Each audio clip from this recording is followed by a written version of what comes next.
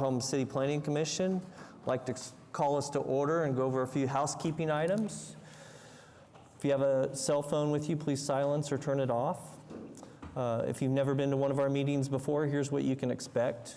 We'll begin with some simple administrative tasks, including minutes and continuances, and then move to cases on the consent docket, which are straightforward items that can be heard and approved as a group.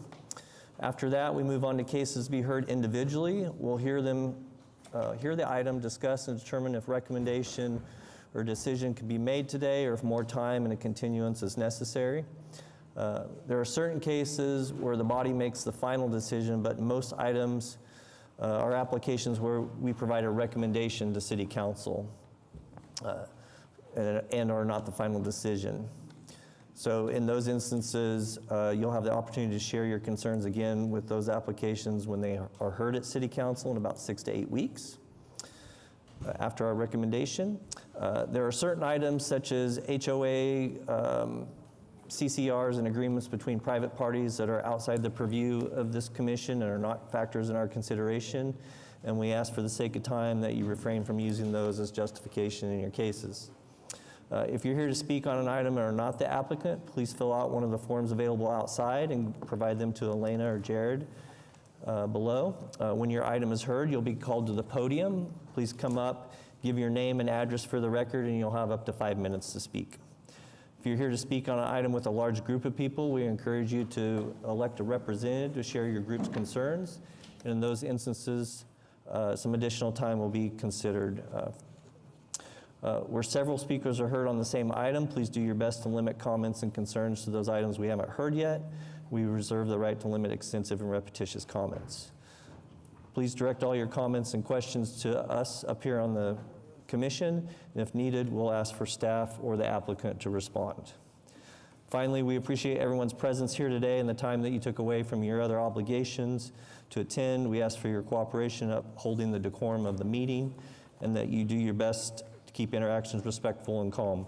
Speaking from the gallery is discouraged, so we appreciate your help with that. Thank you for your attention, attendance, and assistance.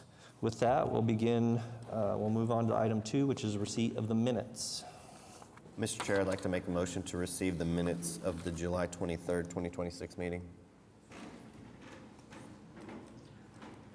All right, I have a motion to receive the minutes. It's been seconded by Commissioner Privet. Please cast your votes.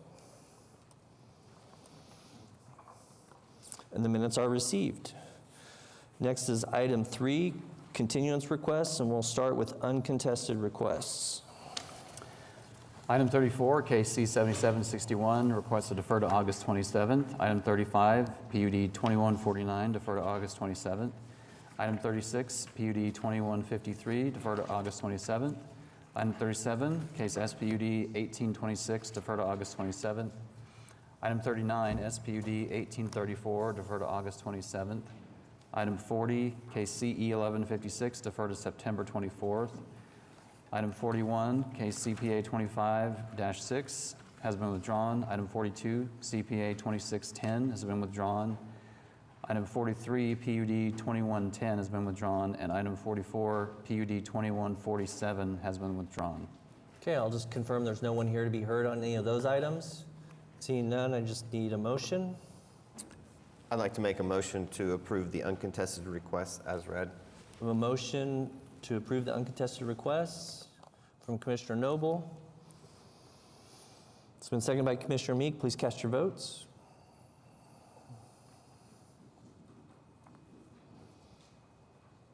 And the uncontested requests are approved.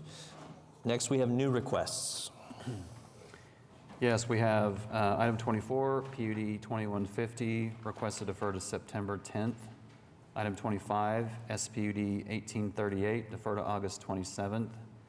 Item 32, SPUD 1854, defer to August 27th. Item 33, PUD 2148, defer to September 10th. Item 39, PC 11011 has been withdrawn. And then case number CE 1158, request to defer to August 27th. Okay. Is there anyone here to be heard on any of those items? All right, seeing none, I just need a motion. I will make a motion to approve the new request as read. A motion from Commissioner Noble to approve the new requests as read. Seconded by Commissioner Milner. Please cast your votes.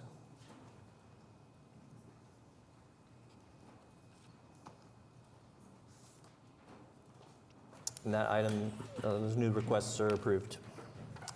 All right, now we move to item 4, public hearings and the consent docket. Item 1 is case C-7805, final plat of a replat of Magnolia Harbor Phase 2, and this is located south of Northwest 23rd Street and west of Overholser Drive. Item 2 is case C-7827, final plat of Quail Crossing, located south of Northwest 164th Street and east of North Bay Avenue. Item 3, case C-7828, final plat of East Lake Section 2, located south of Northeast 150th Street and west of North Post Road. Item 4, case C-7832, final plat of Sooner Gateway Section 2, located south of East I-240 Highway and east of South Sooner Road. Item 5, case C-7824, final plat of the stables at Hallmark Farms, Phase 1, located north of East Memorial Road and east of North Bryant Avenue. And finally, item 6, case PUD 2025 SP02, application for a specific plan pursuant to the approval of PUD 2025 located at 14,000 North Bryant Avenue. Just confirm there's no one here to be heard on any of those items. All right, seeing none, I'm ready for a motion. Mr. Chair, I'd like to make a motion to approve the consent docket. A motion to approve the consent docket from Commissioner Noble that's been seconded by Commissioner Meek. Please cast your votes. And the consent docket is approved. Now we are ready for items to be heard individually, and we start with item 7. Item 7 is case SV 00010, application requesting a variance to section 3.5.3.c.2d of the subdivision regulations to allow the final plat of JF Kennedy single-family housing to be considered valid, located south of Northeast 10th Street and west of Martin Luther King Avenue. Okay. Do we have an applicant present? I understand that they might have received late notice. So this is really a housekeeping item to resolve an issue from several years ago. Commissioner Harrison, this is Ward 7, if you want to lead any of the discussion. Sure. Is there any comments from any other commissioners? If not, I recommend we want to move to accept the variance first for SV 0010. How old is the plat, just out of curiosity? How old is it? Yeah, I mean, how many years were passed? 7, maybe? 7. 7 years? 07. 07. 07. Oh, 7. Oh, wow. Okay. It's completely built out.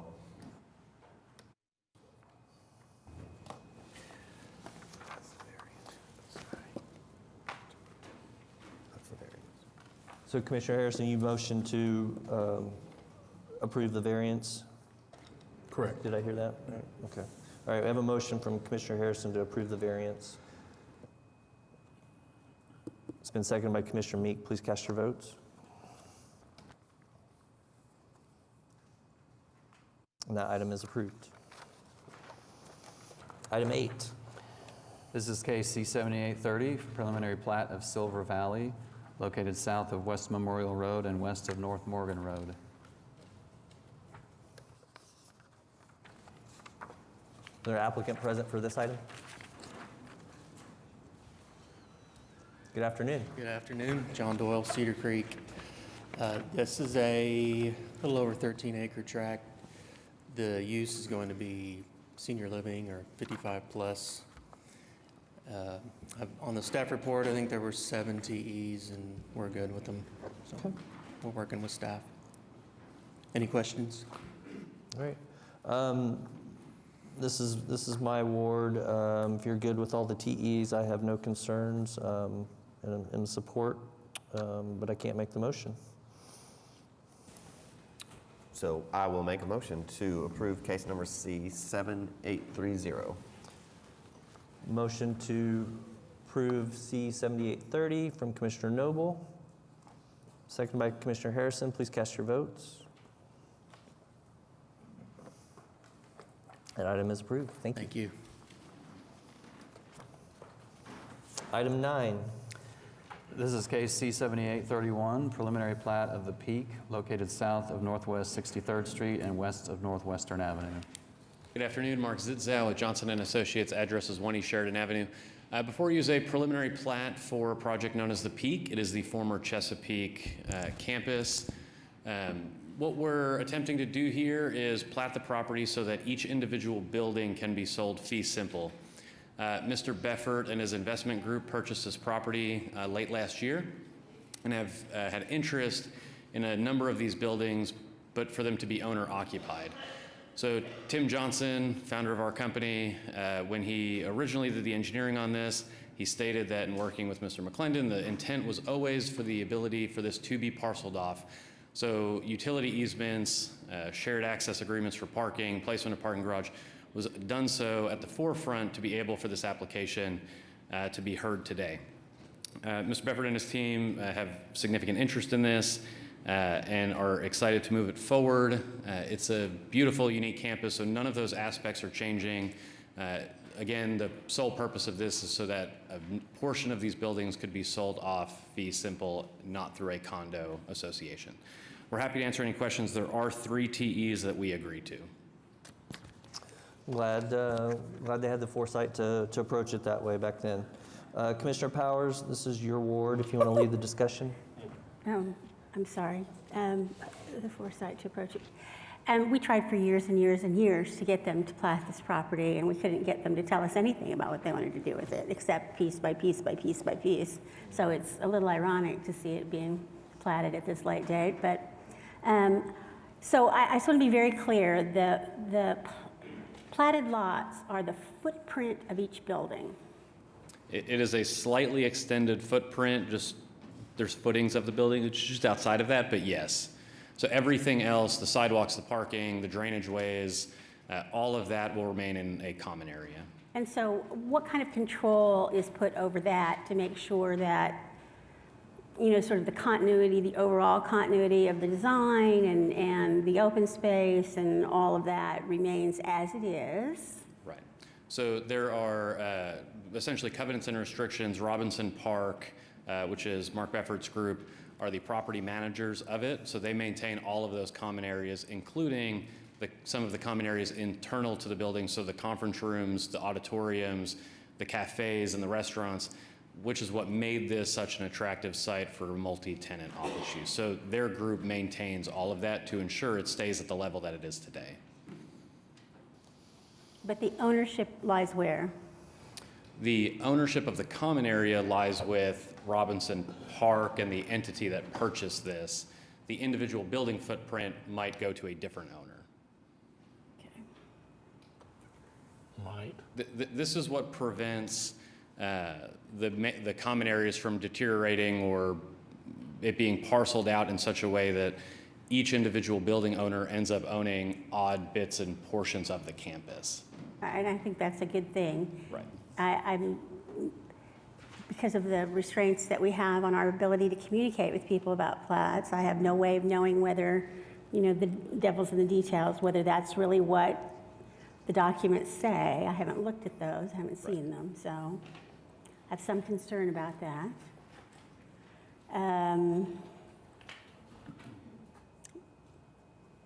Who gets the underground parking? So there's a cross parking agreement for all of the buildings to share. Okay. Oh, to share all of it, not just the underground piece, but all of it? Correct. So the intent is a portion of these buildings will be continued to be owned by the investment group that'll be leased, and there's a number of them that'll be sold fee simple. So they're not all being sold individually. The investment group will still have interest in both the buildings, the common area, and the parking facilities. So I noticed, okay. Unlike the other parking though, the underground parking is a lot, right? So 15? there's parking garage, I don't know if you can zoom in, but the parking garage and underground parking, some of those lots are what will be maintained by the investment group that own the common areas. Because as you can imagine, an investor is not likely to come in and be a sole owner of a parking garage in a campus setting like this. So this says 16, mine says 15, but I'm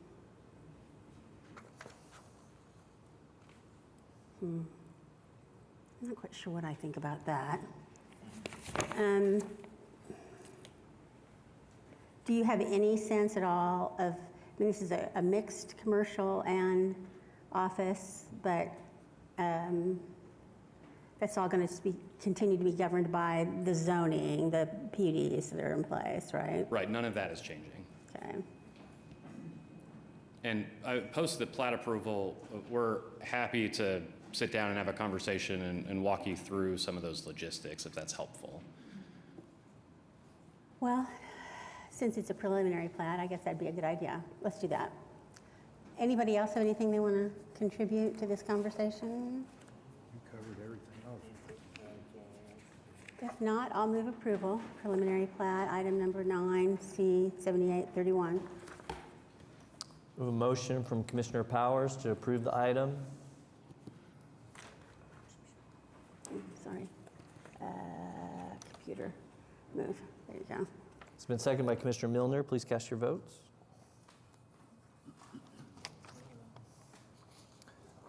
And that is approved. Thank you. Next, we have item 10. Item 10 is case C7826, final plat of Case Apartments, located east of Southwestern Avenue and north of Southwest 164th Street.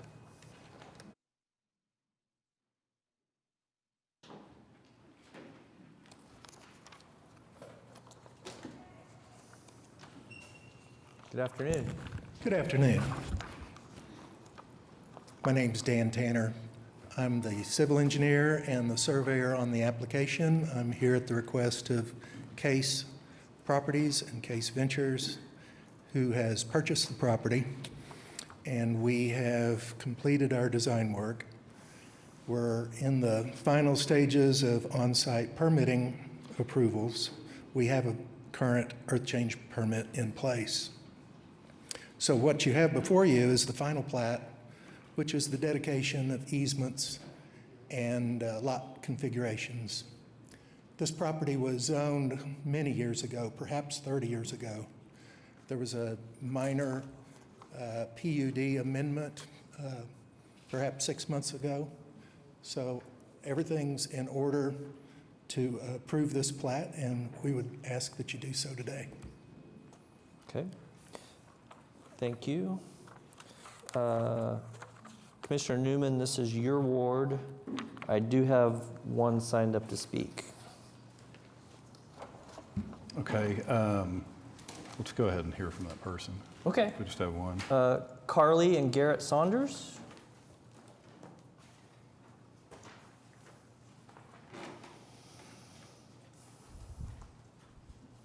Good afternoon. Good afternoon. Thank you all for allowing us to speak. My name is Garrett Saunders, and this is my wife, Carly Saunders. We have lived on 648 Southwest 161st Street in Oklahoma City for a little over 4 years.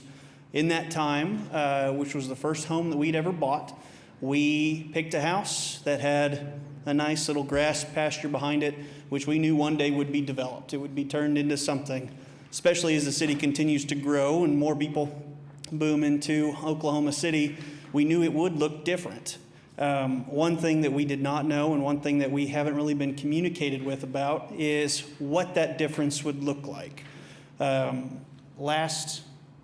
It's been over a week. It's been the Monday of last week. We received a letter in the mail for a final plat, and it's this, not this document, but the one right before it, showing the Case Apartments build out. One thing that very much concerns us is that change directly to our property, but all adjoining houses that will now back up and share their backyards with an apartment complex.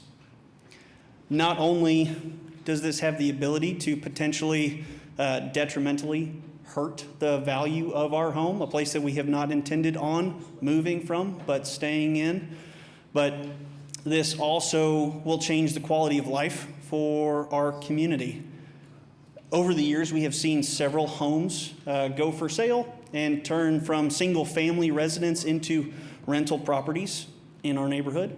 We are one of those single-family residents, and that was one of the major appeals to this part of the city, with a multifamily housing unit like an apartment complex being built directly behind these single-family homes. That will drastically just change the layout of that part of our town, that part of our home.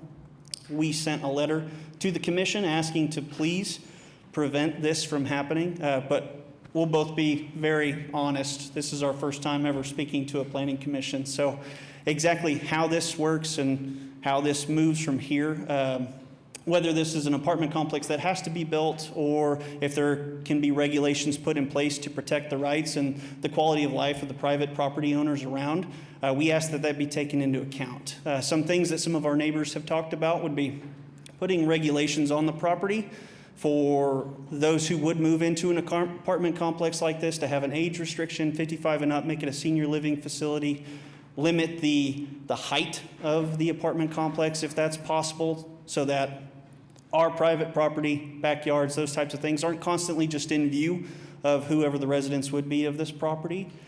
Creating setbacks or green belts to add an additional layer of privacy to these single-family homes from who may be coming in and out of the apartment complex. All things that we ask for you to consider. I hope you all did receive our email that we sent last week.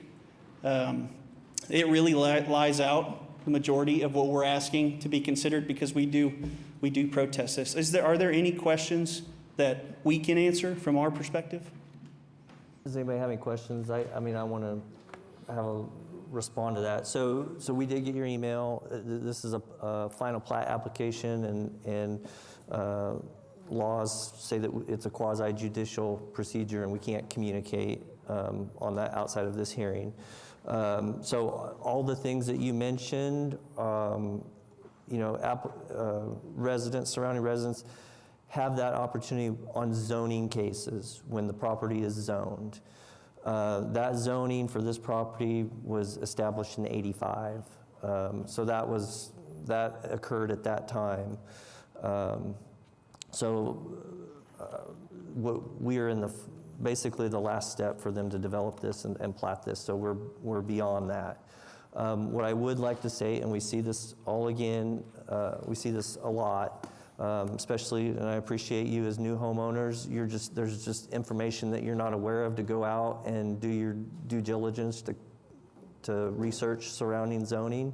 And that's something I want to just remind everyone. We need to, as a body, find a process and work with our state legislators to make some kind of law that requires that or provides that information as part of the real estate purchase process.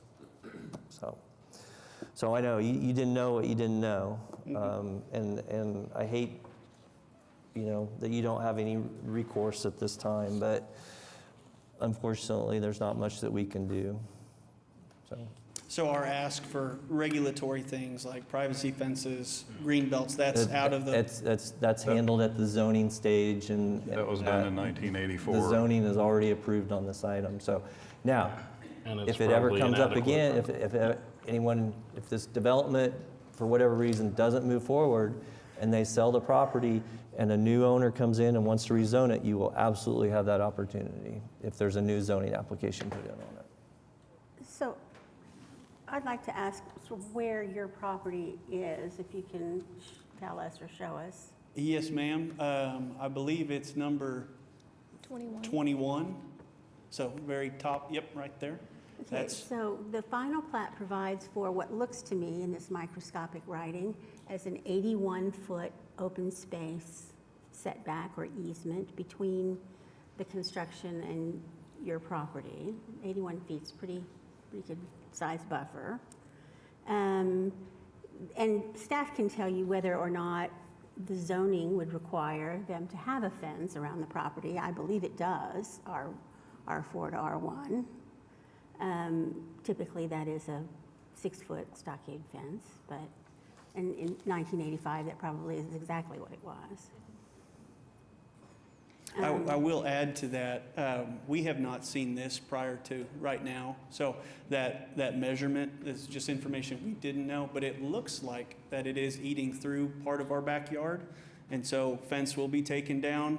So I don't know how deep that reaches into our yard, but the setback in true distance would be less than 81 feet or It however can't many. reach into your yard. Yeah, they can, That's just an easement line, that hash line is just Yeah. easement. Yeah. So it'd be We'll be from your taking it property fence line 81 feet further south and west.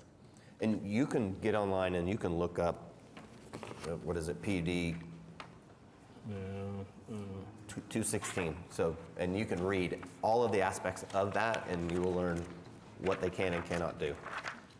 maybe, And It's a pretty even though we simple don't have the document. ability to yeah, I'm meet sure with the it's inadequate applicants or being in the 95. opposition, there's nothing To say the keeping least. the applicant from doing that. that's correct. If we want to give them some time between Yeah. now and our next hearing to do that, it's up to you, Bobby. I'm sorry, I couldn't hear you. I mean, we could give them a couple of weeks continuance and let them go meet with the neighbors and explain what it is that they're planning, what the final plat really provides. I don't have an issue with that if the applicant's open to that, but let's hear from the applicant. And I'm assuming the neighborhood was built after this was Almost certainly. PUD'd probably, yeah. Okay. I have a question, more maybe for informational purposes. So on the letter we received, it had mentioned if we had letters of support or protest, we could send them in. So I guess what exactly could we say from a protest perspective that would actually be applicable to this particular case? That's just the deal, that time pretty much passed with the zoning. If it doesn't, as long as it meets the requirements of the zoning, there's not really much we can do to deny it, Okay. so.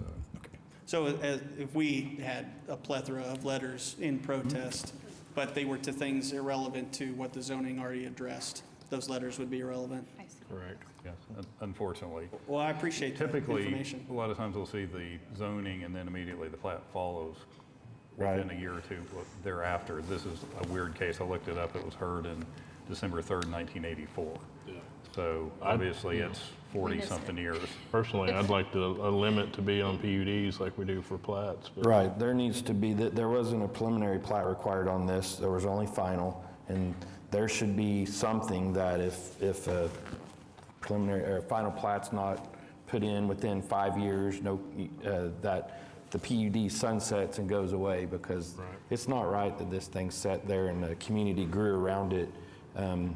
But this thing, they can, as long as they meet the requirements of the old PUD, they can just start doing the work. And it's unfortunate and something that needs to be looked at to be changed.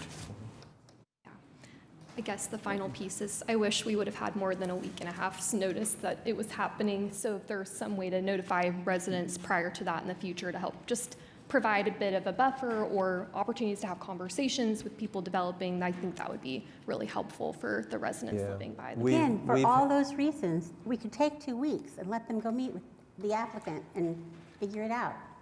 We can, but it's not going to change anything. No, You but say that it'll now, but for their peace there of mind. certainly are maybe. things that can be done to ameliorate the impact of this property development on the surrounding neighbors that can be done even at the platting stage. No, but the developer could agree to something, just They could agree. to be good neighbors. All right, so I'm going to ask Mr. Tanner, if you can come back to the mic. Thank you. I would like to reinforce that this is a final plat application. This is about the dedication of easements and rights-of-way. This isn't a land use question. However, we are good developers. We own and operate 40,000 units. We're going to be here. We have a full-time resident construction manager to watch what happens, and we're more than willing to listen to the neighbors. We've already conceded an 80-foot buffer against these people. Now, what went wrong in the system, I think, is that they really weren't advised of the value of this buffer. We could build up to 20 feet away from this property line. And as you saw, the Saunders misunderstood a utility easement on their property as an encroachment. So these are pretty technical things. They're not to be sound bites. We have methodically been through the system, and we ask for your support today. Would you consider taking 2 weeks and meeting with them just to give them more information on the development and on the project so that maybe they have some of their concerns In the alleviated? face of a denial, yes, I would accept a continuance. But once again, this isn't a land use question. It's simply not. Okay. The other approach is like, we can go ahead and take a vote on this, and we can just ask you in good faith to be good neighbors and meet with them and, again, explain the project and give them more information. Well, I do not want to put my client at risk, and I would accept a 2-week continuance. Okay. I can't count the votes.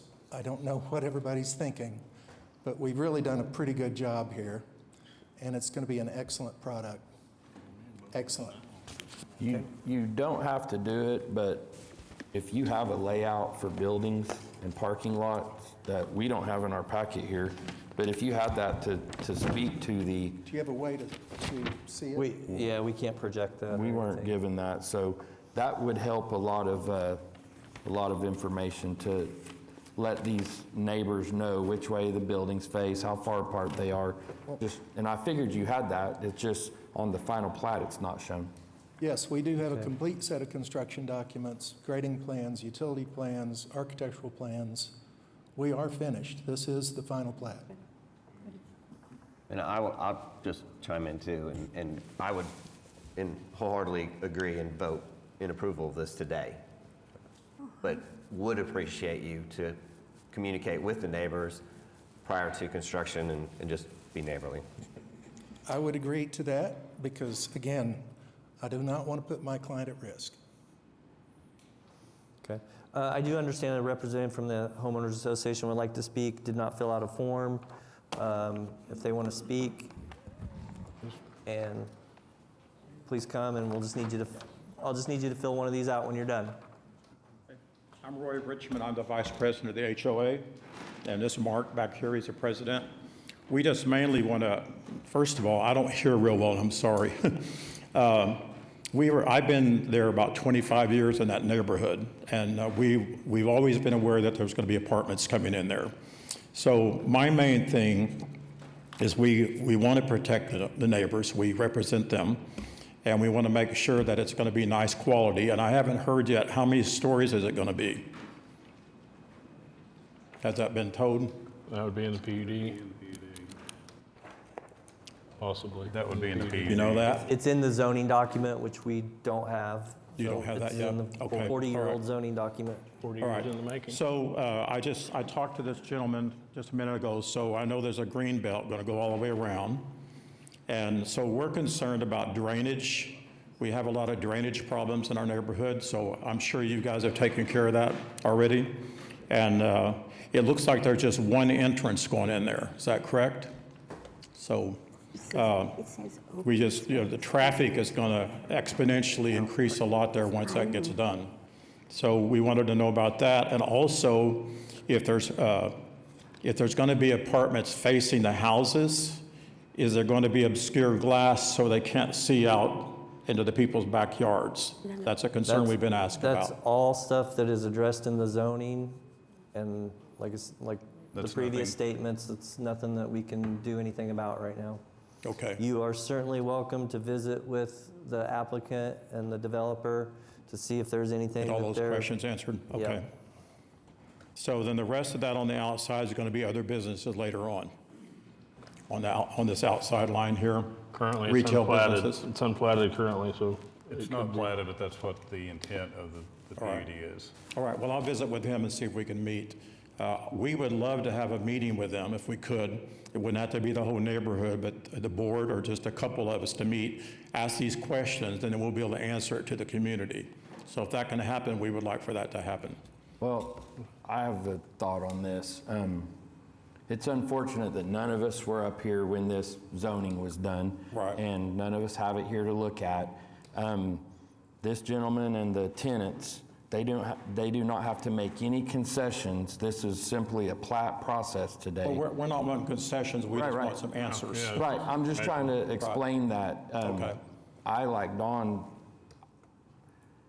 I don't see why approving the final plat, it's not gonna change whether the Cedar or Case apartment people wanna be good neighbors and make changes after this. If they did that, if we deferred this and there was a meeting and there were any changes made, nothing would change on what we're doing right here. I'm not asking for Right. changes. We Right. just want answers like, what is this going to look like? I understand. How many stories is it going to be, the quality, things like that? Because they're asking us, and we're their representatives. So we Understand. want to be able to get those answers. So I'll talk to him and see if we can set up a meeting for lunch or something and just talk.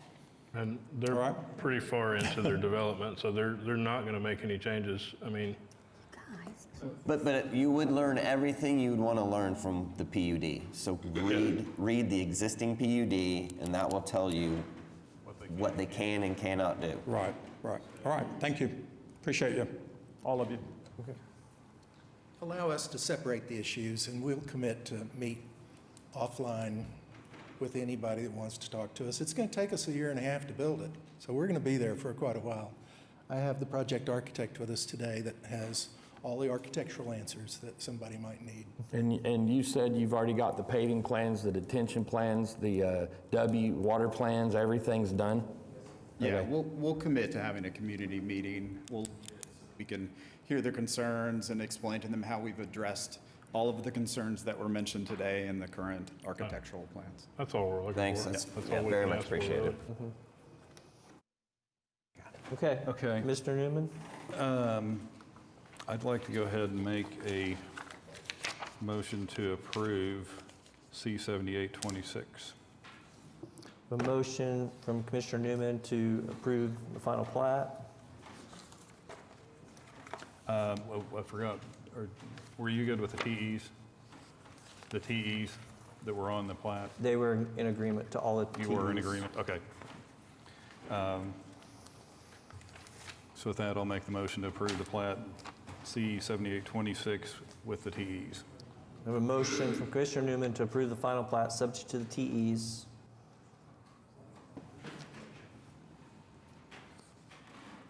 Seconded by Commissioner Noble. Please cast your votes.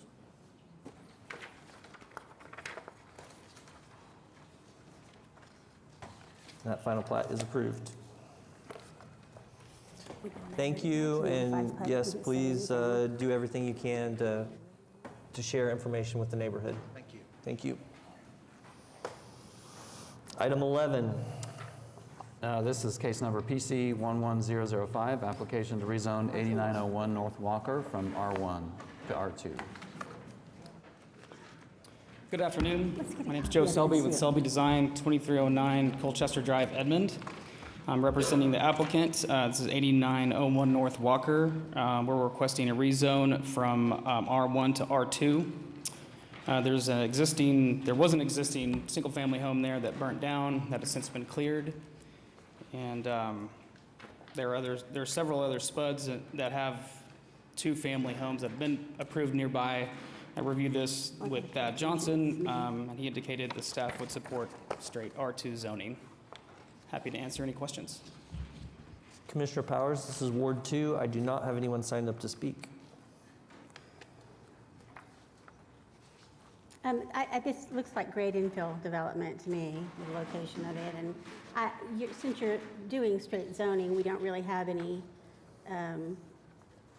ability to negotiate with you about the layout and so forth. But is it your intention to do it so that one faces Walker, one faces 88?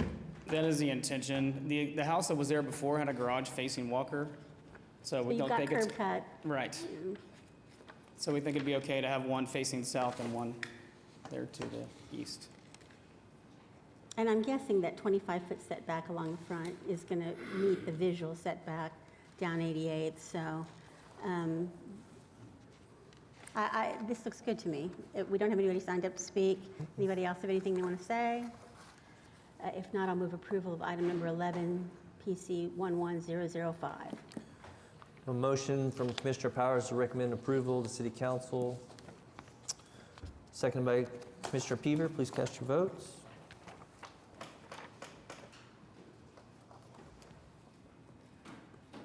That item is recommended for approval. Good luck. Item 12. This is case PC 11009, application to rezone 4140 North Lindsay Avenue from R1 to O2. Good afternoon, David Box, 525 Northwest 11th Street, here on behalf of the applicant. The application before you is to rezone the subject tract to O2, which, as you can tell from the exhibit before you, is consistent with the surrounding zoning. Happy to answer any questions. No protests that I'm aware of. Commissioner Harrison, this is your ward. If you want to lead our discussion, I do not have anyone signed up to speak. Okay, not signed up to speak. Anyone have any conversations, questions? All right, if not, then I move approval for PC 11009. Motion from Commissioner Harrison to recommend approval to City Council. Seconded by Commissioner Peaver. Please cast your votes. That item is recommended for approval. Item 13. This is case PC 11012, application to rezone 9441 West Britton Road from R1 to R2. Once again, David Box, 525 Northwest 11th Street, here on behalf of the applicant. This is an application for an R2 development, and we did have an opportunity to meet with the neighbors that live to the east. I believe it's either my third or fourth opportunity to meet with the same neighborhood group. There was talk of me becoming an honorary member of the HOA, but I haven't seen anything to formalize that yet. So when we met with them, and you'll see on the plat with the next item, they were generally fine with it. They, of course, wished nothing would happen there, but we're going to agree to keep all of these single story, and there's also a 60-foot buffer along the eastern side that you'll see again on the plat. So I think generally speaking, they were happy that they had a developer that was willing to work with them, make modifications. Limiting it to a single story, of course, is something that currently wouldn't be required, given that it's zoned single family. So happy to answer any questions. We'd ask for your approval. This is my ward. I attended one of those previous neighborhood meetings, and I know that the neighborhood, previously there was a storage facility development that was considered here, and so I know that the neighbors are very happy to have residential going in. And we don't have anyone here. I didn't hear from anyone, so that's a good sign, and I'm in support of it, but I'm unable to make a motion. And I'll just say one thing, that the lot sizes on this are actually a little bit bigger than the minimal standard, so it's also a good thing. I'll hear that every day. And if there's no other questions, I would like to recommend approval of PC 11012. We have a motion from Commissioner Noble to recommend the item to City Council for approval. It's been seconded by Commissioner Newman. Please cast your votes. That item is recommended for approval.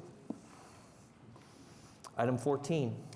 This is case C7829, preliminary plat of Keystone Place, located north of West Britton Road and west of North County Line Road, along with a variance to the subdivision regulations. Good afternoon, David Box, 525 Northwest 11th Street. Once again, here on behalf of the applicant. This is the plat associated with the rezoning case you just heard. I do need to add a TE to this, which would be TE8, to limit it to single story. Given that it was a straight zoning, not a PUD, this is the only way to do it, but on a plat note, it has the same effect as it would in a PUD. So we'd add a TE number 8 to limit to single story. And then on the variance, we do have a stub to the north, so I'm not sure it's necessary given that we have the boulevard entry on the south. We have the interconnectivity. Given the small size of the site, we would prefer to keep the one to the north and not to the west.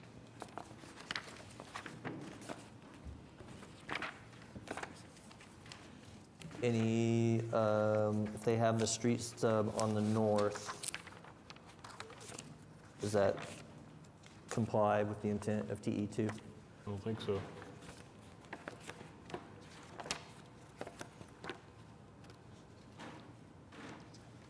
No, because it says west. Well, I know, but it could just We could change it to easily be to the north. north, yes.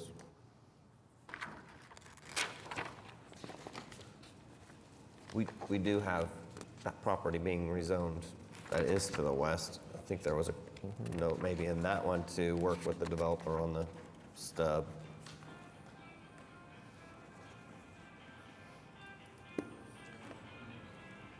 Can we get a response from staff? Do we, Sarah, was the stub just to the north good enough? If the commission believes so, that's fine, but you still have to give them a variance to the west. okay. So, no. Well, per the subdivision regulations, they would need a Right. stub to the west unless you vary it. Yeah.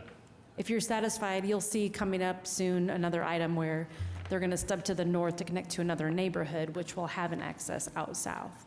So if you're okay with that one connection for the smaller subdivision, then that's fine, but then you'll need to grant the variance. Okay. We do have that property that is straight west that we could, we don't know what it is, right? Single family, it's, the next three items are the next one. So our preference, given that these are duplexes, is to have the singular point of access, given what's around it in the other development is single family. So we appreciate the need to connect, but on what is a relatively small site, multiple points of access, given the nature of the uses being different, our hope would be that you would allow us to have the one access to the north satisfy the requirement for interconnectivity.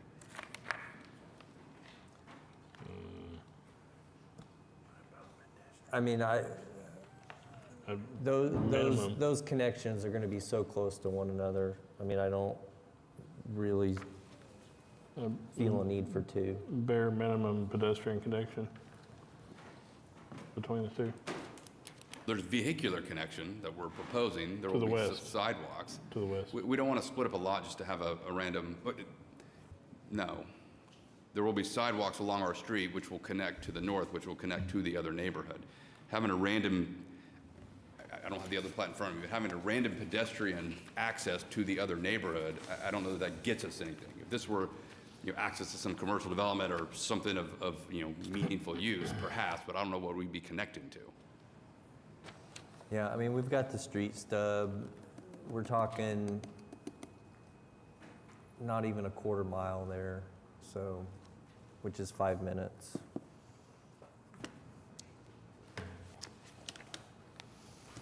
I think the one to the north makes more sense to me than the one to the west. Can we make the next one connect, where it goes north and then connect west, like right there? I don't know. I'm always for connections. So. Do we care? We're happy to connect west or north. We don't want multiple, want given the both. proximity of it and the small size of this development. If the commission's desire, I've got both engineers, well, Mark's not an engineer, but Mark and Kendall talking.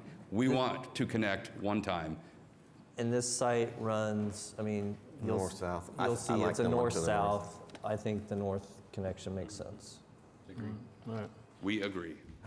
Okay. We still need the variance then. Yes. Yeah. So I don't have anything further. If we're ready for a motion for the variance. I will make a motion to approve the variance to section 5.3.1D.5 of the subdivision regulation. A motion from Commissioner Noble to approve the variance. Second by Commissioner Meek. Please cast your votes.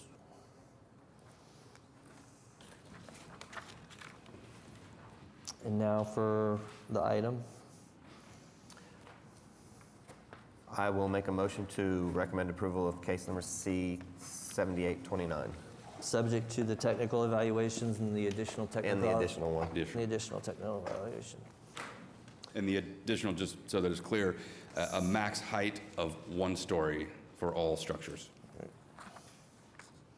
All right, so we have a motion to recommend approval of the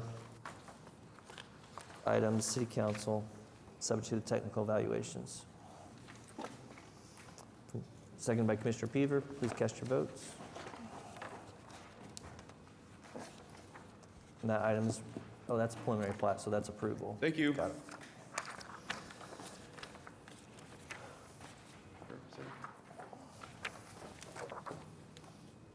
Item 15.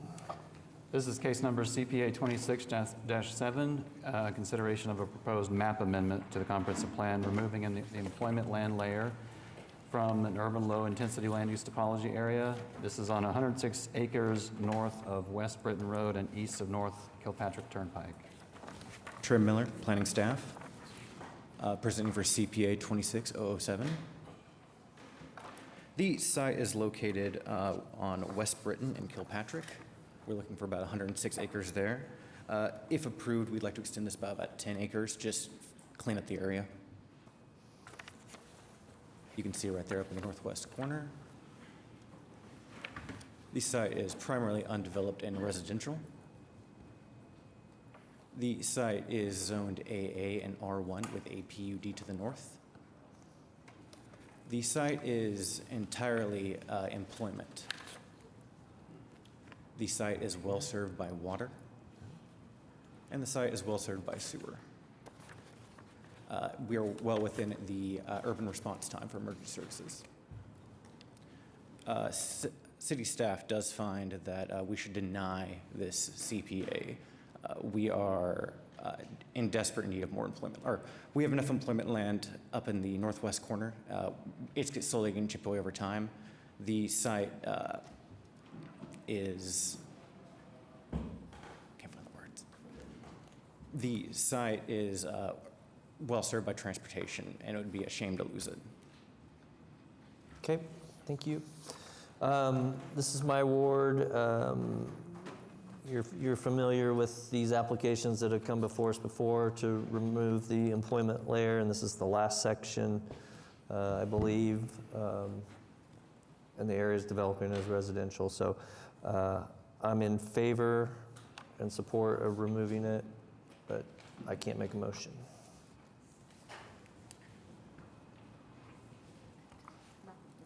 And just one question to make sure that everybody's in agreement to add the 10.28 acres to that northwest section to complete so that we don't have one more. Was that noticed, the extra? Because I don't think we could add, it was part of the notice. Why don't they do comp plans? Benary can answer the question whether it was noticed or not. Okay.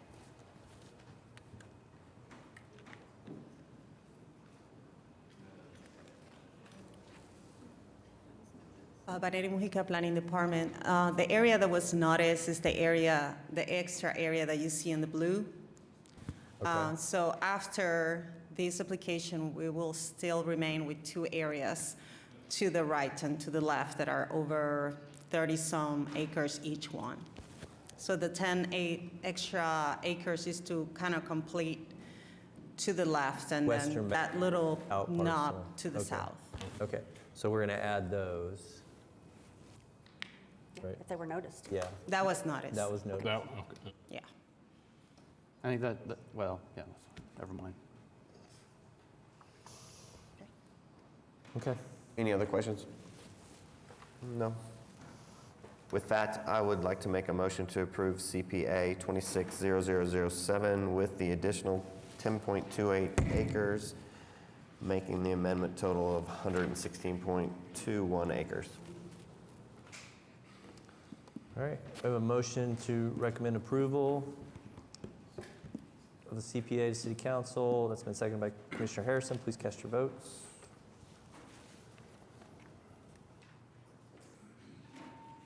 And that item is recommended for approval. Item 16. Item 16 is case PUD 2140, application to rezone 9601 West Britton Road from AA R1 and PUD 731 to PUD 2140. David Box, 525 Northwest 11th Street, here on behalf of the applicant. This is the item that is adjacent to the previous item that you heard with the duplex development. So this is a 3-track proposal, track 1 being R1, track 2 being townhome, and track 3 being multifamily. Again, had a neighborhood meeting with the neighbors to the east. They were generally fine with it, especially given I think we only are adjacent immediately to 2 of the homes. And if you look at the, can you show the site plan, please, Jared? Can you show the pretty colored one that Kendall made? Well, that'll work. There we go. We have secured access to the north, to Northwest Expressway, so that was a big relief, I think, to the neighbors that we weren't going to be putting a lot of the multifamily or any of the multifamily traffic onto Britain. So there are 2 TEs. We would ask that we would ask to strike TE1. Our desire is for this to be private, so that the multifamily traffic is pushed up to Northwest Highway rather than down to Britain. We think having it private and allowing us to gate it will be a better scenario for the neighbors that are in this neighborhood as well as the neighbors to the south and the east. We agree to TE2, and then we need to add a TE3 and 4. TE3, a limitation that no more than 50% of the lots within Tract 1 shall be permitted to be 40 foot. And then we need to add a TE4 to remove the last sentence of section 9.17. In the back and forth on the master design statement, we left in a sentence that now conflicts with other portions of the PUD. Section 9.17, the last sentence says a minimum of 50% open space shall be provided. We would ask to strike that. We now handle open space on a per tract basis under 9.1, and so we'd ask to strike that being TE number 4. Happy to answer any questions. All right. This is my ward. So I've had several conversations with the applicant. I would like to get everyone else's thoughts on the connection because I can see it both ways. With the all the residential to the south on Britain, and I wasn't at the meeting with that neighborhood, but I don't know how they felt about the apartments traffic, whether they had concerns that if it came to the south or not.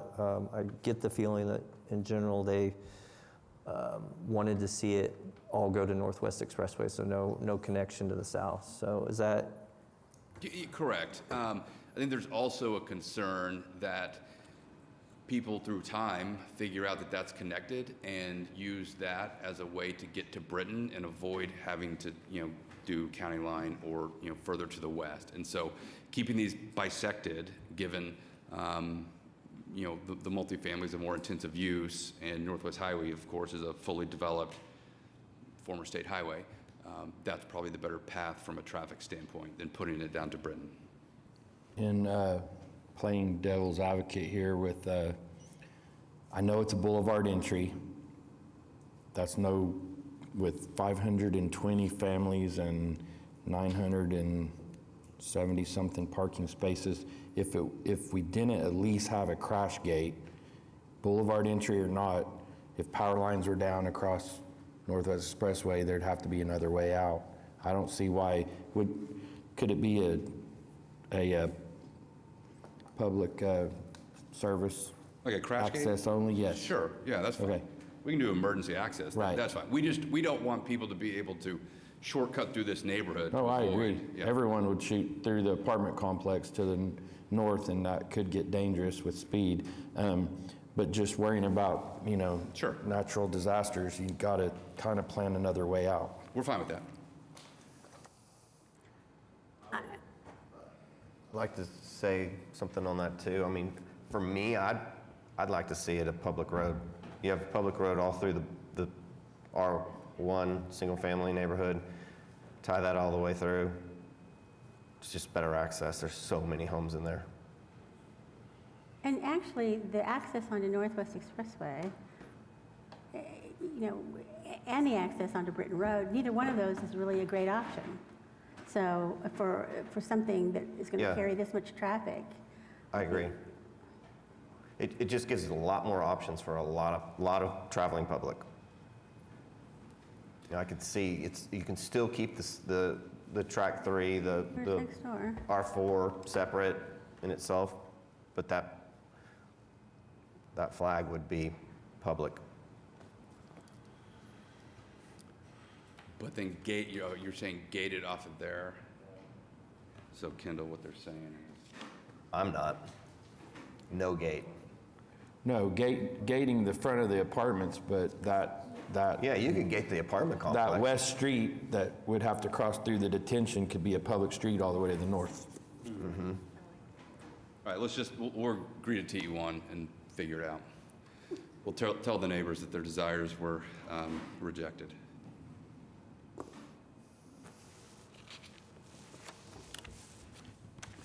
Okay. So we agree to TE1 and 2, add a TE3, no more than 50% of the lots within tract 1 shall be 40 foot, and then TE4, the removal of the last sentence of section 9.17.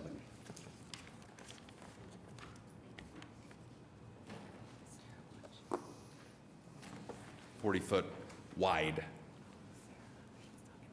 You're welcome. All right, anything else? Yes, just a couple more things too. And we talked about the facade regulations and We can delete EFS, sorry, TE5, deletion of EFS. on the whole thing. Yes, across the board. And you want to just still keep that the same for all 3 tracks and not make a separate one for the single family? You don't want to do that? Good Yeah, no, point.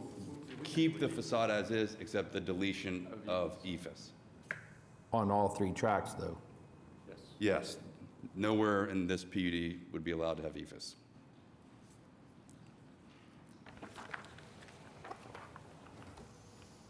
So 9.2, we would strike EIFS.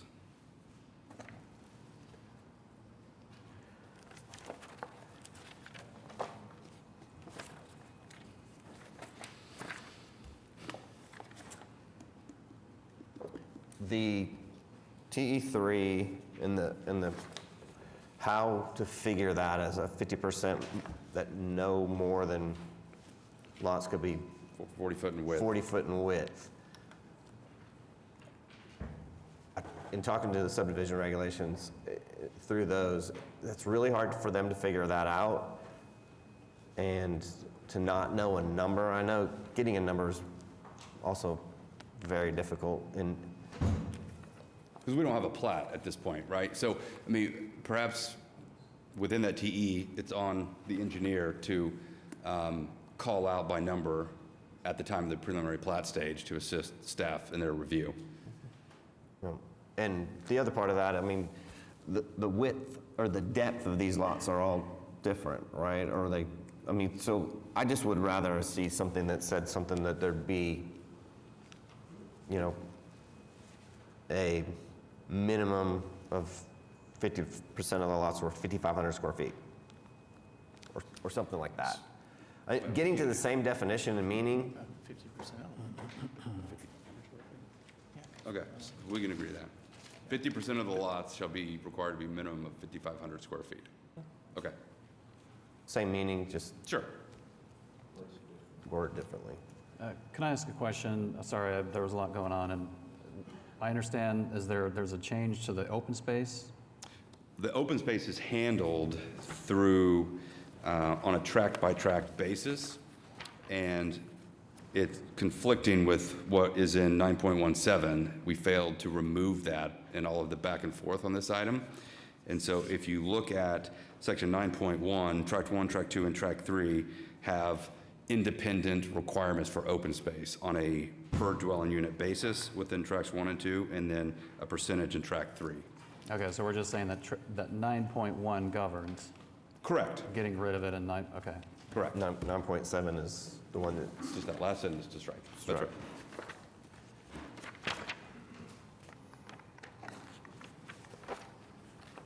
And then we're good on the street stubs, the one to the. Yeah, we'll just single agree to TE1. And the access. Oh, you're right. You want to have Barry come up and talk about No, what? we don't need to do that. We don't need to do that? No. Okay. I wanted to just, you know. see I'm if you- curious, what do we want to hear from Barry? We just want to make sure that we're right on the drainage portion of the. Oh, something tells me on that the his review. staff will ensure that whatever drainage is required happens. Okay, anything else? Anything else? I think we're ready for a motion. that, I will make a motion to recommend approval of PUD 2140 with TEs number 1, number 2, the additional number 3 as stated. Well, as stated, we said it a couple different ways. So as a minimum of 50% of the lots shall be required to be 5,500 square feet. Or larger. A minimum of 5,500 square feet. Right. Okay. Within tract one? What's that? Within, Tract one? Within tract one. within tract 1. Yep. And then TE number 4, you want to restate that? Remove the last sentence of section 9.17. And then TE5, the deletion of EFS as a allowed building material. In all tracks. And Yeah. Can I clarify something? Sarah, can you help me understand? So on the open space, as governed in these tracts, so for example, tract 1, the required recreational common area in tract 1 shall be 143 square feet per dwelling unit. Is that something that is the base code, or is that something, in other words, is that conflicting with what we deleted? No, that's part of the subdivision regulations and is just a little bit more than what the subdivision regulations would require for tract 1 and for tract 2. And then for tract 3, it's switching to a minimum usable open space of 10%. And then elsewhere in the PUD, it talks about the distance that the usable open space has to be from each lot. Kendall tells me that it's a 10% increase from what would otherwise be required. Okay, I wanted to make sure that we didn't lose something in there, because these lots are substantially smaller than normal, and in developments like this in the past, we've requested additional open space to compensate for that. So you're saying that's additional, it's more than what's normally required? Correct. Okay. And it has the 1,340 feet between the parks. We have the distance required. Thank you. All right. So we have a motion subject to TEs, and the TEs is read in.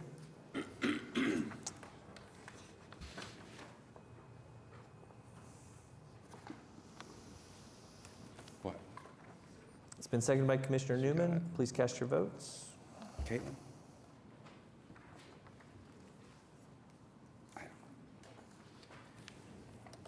Thank you. That item's recommended for approval. Item 17. Item 17 is case CPA 26-12, consideration of a map amendment to the comprehensive plan removing urban future layer on an urban low area, and this is on approximately 150 acres located south of Northwest 150th Street and west of North Piedmont Road. Trey Miller, planning staff. Thanks, Jared. The CPA is located on Piedmont Road and Northwest 150th on the border with Piedmont. It's approximately 150 acres. We see it up there in the northwest corner. The site is undeveloped with residential to the south. The site is zoned AA with R1 to the south. The site is urban future with rural low surrounding it. The site is served or close to served with potential connectivity up in the northeast corner, but we're not really going to worry about that. The site is fully served by sewer. And the site receives urban response services. Planning staff recommends approval. Great. This is also Ward 1. I have no questions or concerns, so anyone else have anything? Anyone else? No?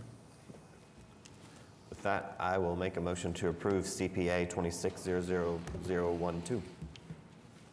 Motion to recommend approval of the item, seconded by Commissioner Meek. Please cast your votes.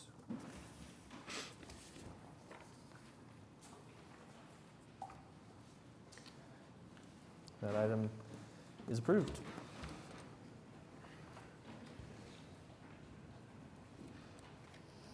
Item 18. Item 18 is case PC 11008, application to rezone 14599 North Mustang Road from AA to R1. Good afternoon, David Box, 525 Northwest 11th Street. This is a companion item of sorts to rezone the AA to R1, consistent with the development pattern that you've seen probably the last 5 years. Specifically to the east, there's been a tremendous amount of new development. Obviously, as you go south, there's a bunch. So now we have all urban level services, so we believe R1 to be appropriate. We'd ask for your approval. All right. This is Ward 1. I am in support of the application. I do not have anyone signed up to speak. Any questions or comments from commissioners? Straight zoning to R1.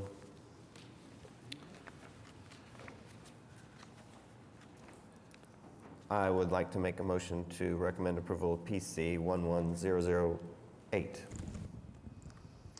A motion from Commissioner Noble to recommend the item to City Council for approval, seconded by Commissioner Harrison. Please cast your votes.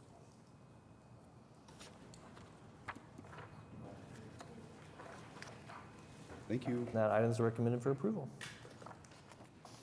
Item 19. This is case PC 11006, application to rezone 12042 Northwest 150th Street from AA to R2. David Box, 525 Northwest 11th Street. Application before you is to go to R2. Happy to answer any questions. Ward 1 again. I haven't heard from anyone, so from residents, so I'm in support of this. Anyone have anything else to offer? No? I will then make a motion to recommend approval of PC 11006.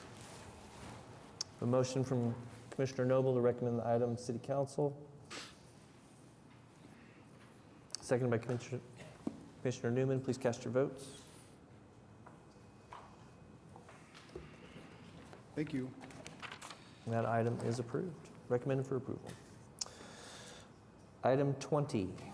This is PC 11007, application to rezone 15,000 Piedmont Road from AA to C3. Good afternoon, David Box, 525 Northwest 11th Street, here today on behalf of the applicant. This is an application for C3 along Piedmont Road. Happy to answer any questions. Would ask for your approval. I think this is a very good application, and I think the residents out there are going to be happy to have more commercial options. So I'm in favor of it. Anyone else? Anything? No? Couldn't all of this all have gone together as one big PUD though? But look how easy this was. Yeah, Why would we do it? I think he charges by the item. It's a wonderful example of not everything has to be in a PUD. Is it appropriate? Yeah. And I mean, because, and we could talk about it later, but if this were an SPUD or a PUD, those lots would have been way smaller. That's right. So with that, I will recommend approval of PC 11007. A motion from Commissioner Noble to recommend the item to City Council. Seconded by Commissioner Meek. Please cast your votes. Thank you. And that item is recommended for approval. Item 21. This is case PC 11010, application to rezone 15020 South Sooner Road from AA to C3. Hi, I'm Jessica Morris with Morris Engineering. I'm here for the applicant. My address 617 Northwest 27th in Moore. I'm just representing Mr. Davidson for his rezoning request. Okay. If you have any questions, we're happy to answer them, and he is here if you have any questions for him. Thank you. Commissioner Privet, this is your ward. I don't have anyone signed up to speak. All right, and this one's very similar to the one we just passed, except for a residence that's adjacent to it. That'd be my only concern. I'd like to hear anybody else's concerns about that. I'm mostly okay with it because it's on the hard corner and across from other C3s, but yeah, it's next to a property, an AA property, so. And let me ask, did we hear from any of the residents? I haven't. You I have haven't? not. Oh. I assume that they're mostly okay with it because of the proximity of other C3s there that they'll like it. Yeah. They were happy the Sonic came in. They were actually, some of the others at the gas station and all that stuff, so. Okay, thank you. My main concern is just for the person next to it, and he's pretty far away, so, and that's, he's gonna meet the speaker box threshold probably, but that's another problem too. It could be right there facing his house, so that's my only concern, mainly. If it was to be a restaurant or drive-through. Well, even if it were to face west, you've got a road there that you're going to get traffic noise that's going to be more of an issue. So. Yeah, and very similar to what's at the north, so. I'm just curious, on an application like this, what's the noticing distance notice goes out to? How far is it? 300 feet is 300 feet? Okay, yeah. thanks. So, yeah, that one house should have been noticed right next to him. Well, if they don't meet a certain number threshold, it goes. Yeah, and then it goes further if they don't meet them, so. Yeah, okay. I got a little bit of concerns about it, but we didn't hear from the residents, so Yeah. I would think like I'm to okay if with it. No. Okay. Well, that said, I'll move to recommend approval of PC 11010. All right, we have a motion from Commissioner Privet to recommend the item to City Council for approval. Been seconded by Commissioner Newman. Please cast your votes. That item's recommended for approval. Item 22. This is case PUD 2136, application to rezone 4499 South Sarah Road from AA. Good afternoon, David Box, 525 Northwest 11th Street, here on behalf of the applicant. This is an application that would allow a 3-track development, one being commercial, one being R2, and one being R1. And there are 4 TEs. We agreed to all of them, except we'd asked that we modify TE2 to replace the word vehicular with pedestrian. And then in talking to Commissioner Meek, we would add a TE number 5 that would require a 6-foot masonry fence along Southwest 44th Street, where it is along the residential development within tracks 2 and 3. Happy to answer any questions. Commissioner Meek, if you want to lead our discussion, I do not have anyone signed up to speak. Okay. Why wasn't this all just straight zoning? 3 different cases. I don't know, Just Caitlin kidding. did it. Had to go there. I did meet with the applicant. We have worked through adding the pedestrian corridor and the masonry fence as Mr. Box read into the record. Any other commissioners have any comments regarding this? Nope. Okay. If not, I would like to recommend approval of PUD 2136. Subject to the TEs. Yeah, and- subject to the TEs as read in by Mr. Box. All right. A motion from Commissioner Meek to recommend item for approval of City Council, subject to the TEs. Second by Commissioner Powers. Please cast your votes.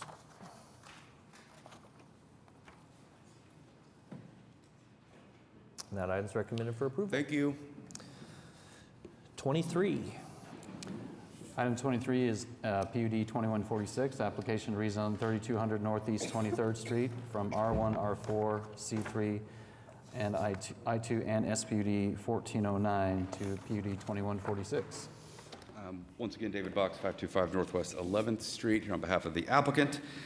This is an application, well, I think we first focus on the nature of the area. So it's an interesting area along 23rd Street here. You have really kind of some heavy industrial uses that exist up and down 23rd. Jared, would you mind showing the aerial? So you have,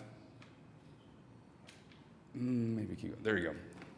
It's kind of dominated by auto salvage uses in the area. So we have a PUD that is kind of industrial in nature, but what we've tried to do is require all of the industrial use to be to the north. It's sheet metal fabrication. And then that track 2, which is that south track, we have provided for only 2 uses, office and indoor storage, and further that the indoor storage is accessory to the use on the north tract. And one story. So we think we have mitigated any potential measures that may be of a concern. We think it's consistent with the area and perhaps more, I guess, compatible than the existing uses that have been there for many, many years. So there are 3 TEs, all of which we agree to. We do require that existing trees be preserved within the setbacks. We did have a neighborhood meeting last week that Ms. Turner attended. Many uses were removed from what was originally filed and many things added. All of those additions are reflective in your staff report. So with that, happy to answer any questions. It is worth noting that 23rd Street is, I think it's a state highway perhaps, but it's a major corridor, carries lots and lots of traffic. So the uses proposed here are less intense than what's already there, and we think compatible with the area and the nature of Northeast 23rd Street. So with that, we're happy to answer any questions. All right, Commissioner Harrison, this is your ward. I do not have anyone signed up to speak. We don't have anyone signed up to speak. Okay. Commissioners, I did get a chance to speak with some of the neighbors as well, and Caitlin and I kind of discussed some of the things that they went over in the meeting. As long as the use stays as intended, I think that we're moving in the correct direction. I did have one question for David, and that was about the entering and exiting of, say it's semi-trucks, or how they would move the fabricated metal away from the premises. Once per week. Okay. It only happens once a week. And what type of vehicle is it? Semi-trailer. It will be a semi-trailer? Okay, and with the fabrication, are we looking at any pollutants? Are we looking at any noise problems? It's all inside. We'll have to meet all federal, state, local rules, so no. Okay. Commissioners, you all have anything? I think we're ready for a motion. Okay, well. We do have We have Mr. someone Warrior. sign up to speak. Mr. Ward. Good afternoon. Yes, good afternoon. Zenithan Warrior. I reside at 5712 North Lottie Avenue.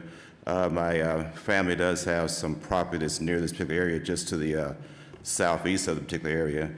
And we're talking about land use with this particular section of town. With that, I would like to say I have been very familiar with this particular corner of section there. I just grew up there when I was 10. My father wore a set of plans looking for a house to build somewhere in the Oklahoma City area, and ended up having a structure that was constructed there on Ray Avenue, which is a dead-end street at that particular time. And just kind of give you an idea of the particular area, there wasn't that much development in the, it was kind of wild west development after World War II along this 23rd Street, just east of Interstate 35. 23rd Street is a state highway, leads you straight into the state capital area. With that, so a lot of the types of uses and developments were done there. So far as industrial and various types of junkyards and truck repair shops and so forth, we just kind of use and we use for various types of uses of the development along a particular area. There were some housing development that was done to the south of that particular region there.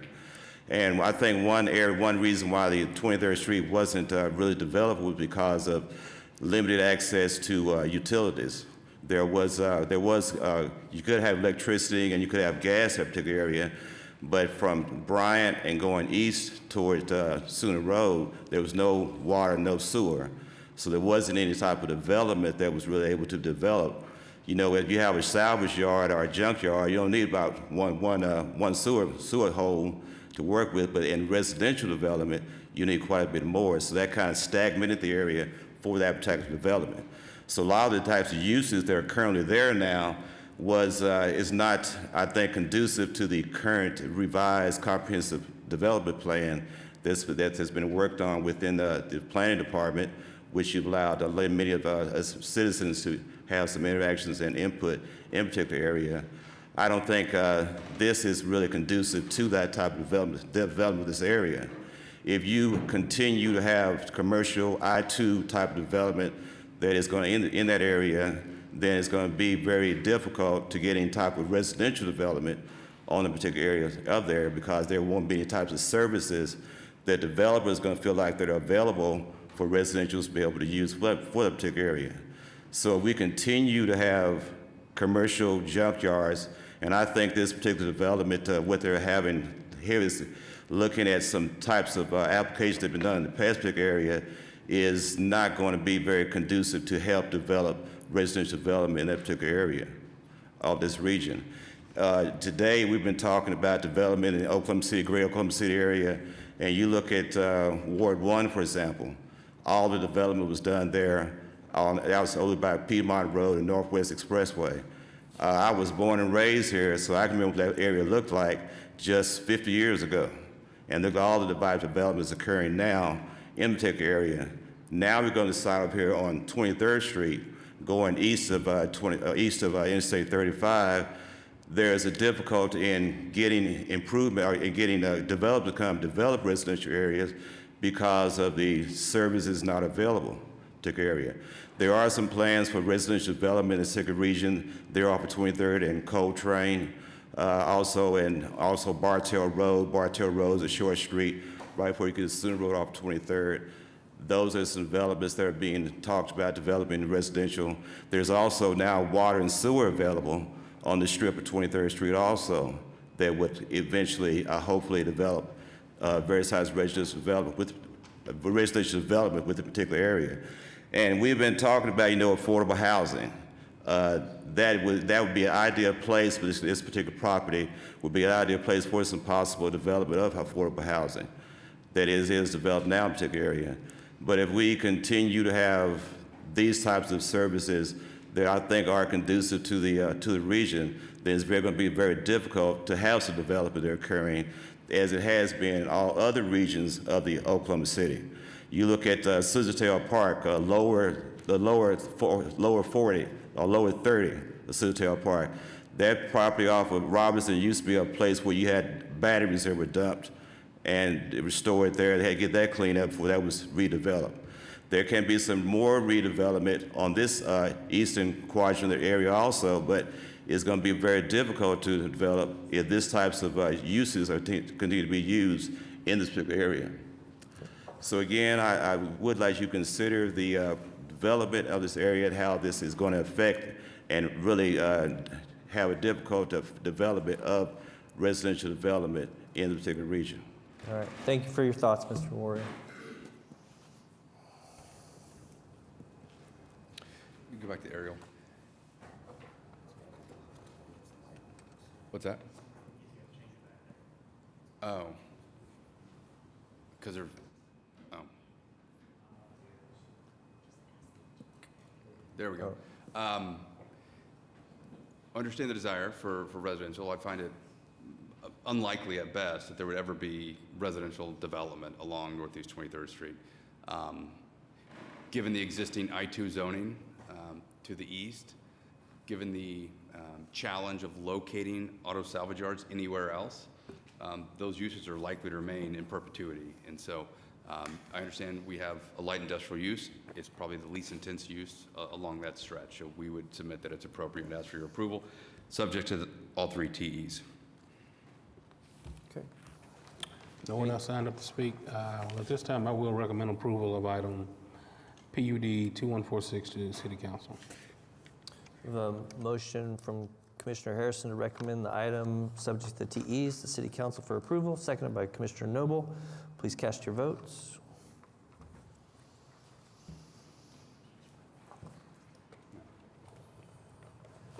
And that item is recommended for approval. Thank you. Items 24 and 25 have been deferred. That takes us to item 26. This is SPUD 1846, application to rezone 6200 North Robinson Avenue from I-1.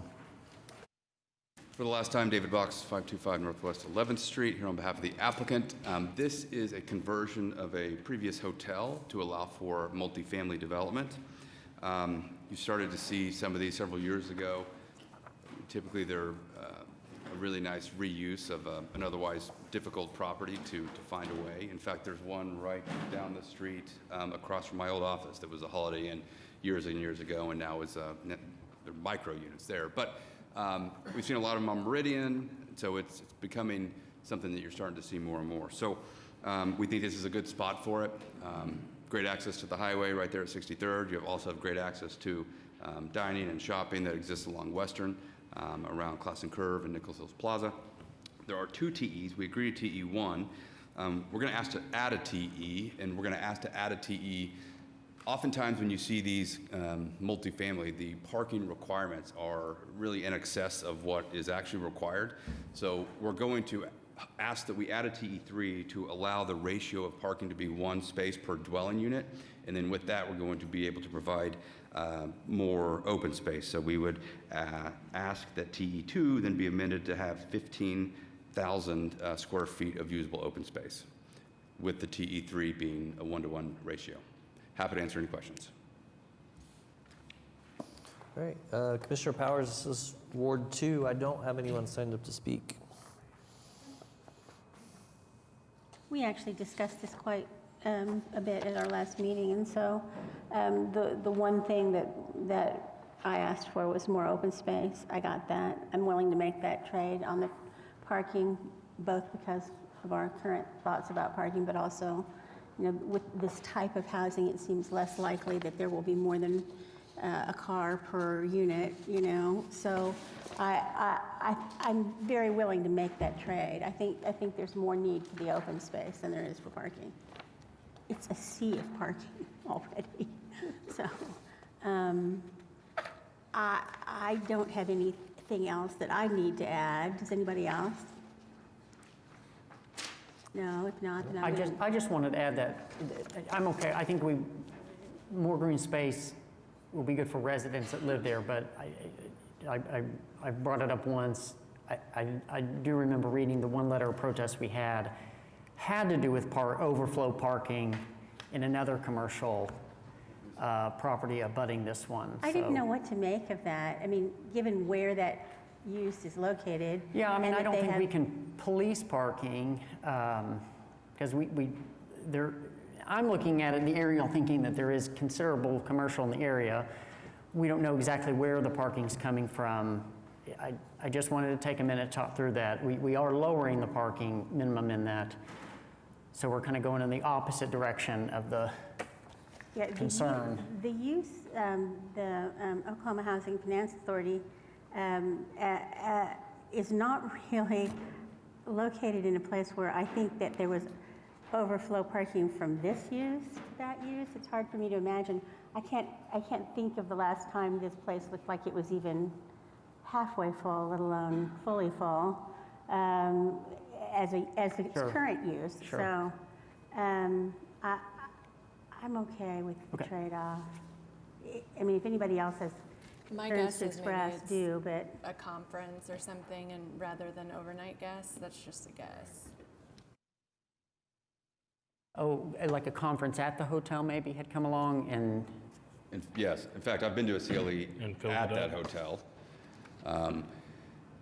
when I guess it was still operating. And yeah, although there's still plenty of parking. I've never seen that parking lot ever full. So I find that hard to believe that there is an issue. But may I, on TE3, to ensure that we don't have an issue moving forward with the clerk, what we would do is modify section 6 to say the design and number of all parking facilities in this SPUD shall be in accordance with Chapter 59, Article 10 of the Oklahoma City Municipal Code 2020 as amended, except that the parking requirement shall be 1 space per dwelling unit.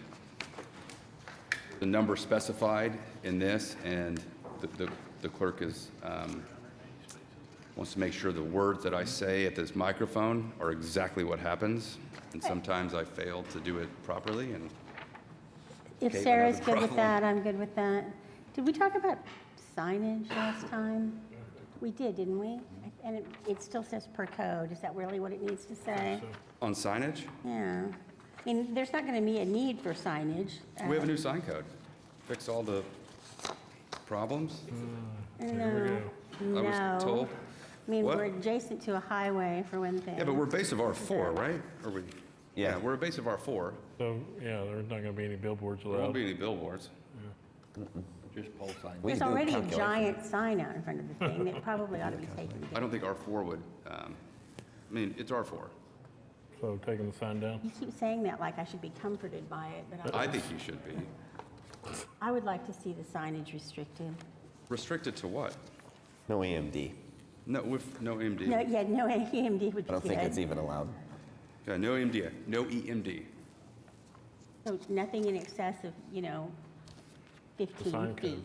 I mean, I'd go for 10, but, it, I mean, do we know what? I don't what think does R4 Robinson is say? an arterial anyway.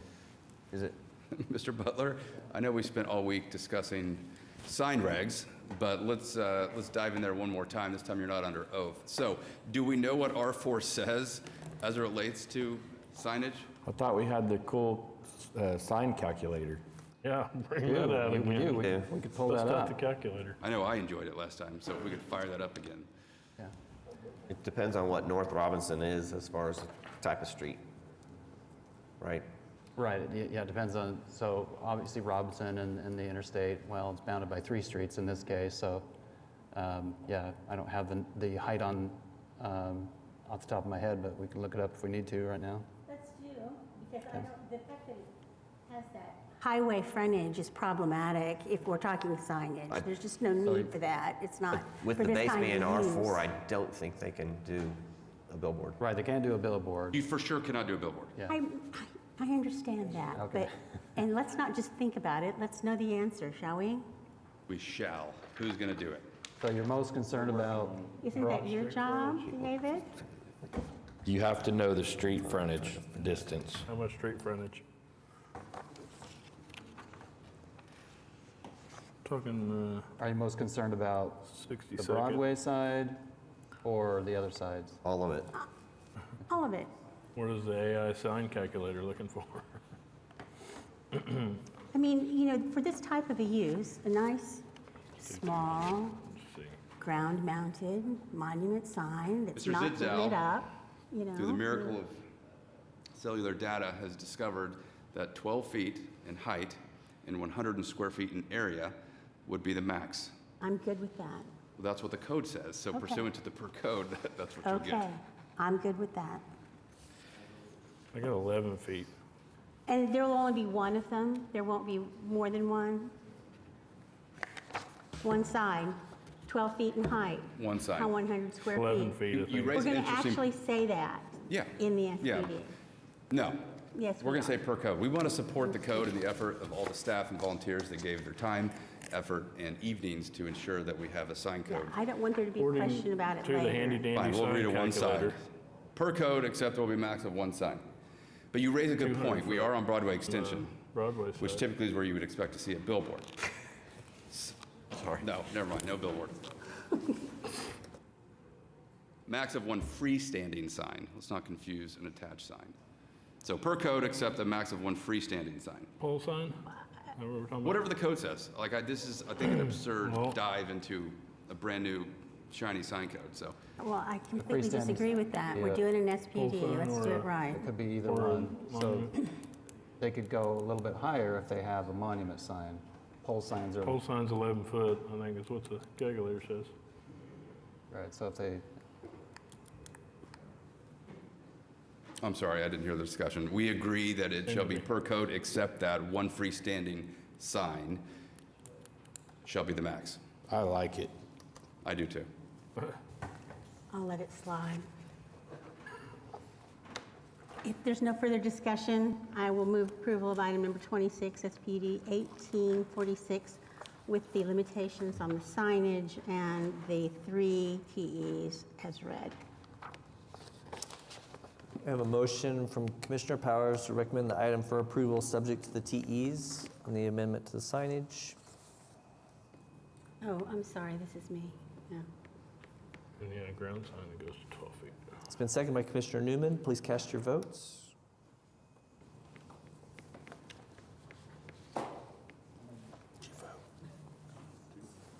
Thank you. And that item is recommended for approval. Item 27. item 27 is SPUD 1849, application to rezone 10901 Northwestern Avenue from SPUD 1365. Yes, David Brown, 2304 Northwest 153rd Street. applicant here on the rezoning of 10901 Northwest Avenue from SPUD 1365 to SPUD 1849. I have my project manager here, project architect here, if you have any questions or concerns. Okay. Commissioner Harrison, this is your ward. If you want to lead our discussion, I do not have anyone signed up to speak. Okay, you do not. Commissioners, are there any concerns that we can see currently? I just have a couple of questions, and the main one is on the height. So what's your design on this, since we don't have Yeah, that? so we have 3 stories. So you don't need the 4 stories and 55 feet? No. Okay. Probably the standard on a 3-story, what's the typical height? As far as 40? height? As far as height? Yeah. I just Something- want to write it in. Something like that, you're looking at maybe 30, 35 feet. Yeah, 35 feet. I had a question on the setbacks. Do we have 5-foot setbacks?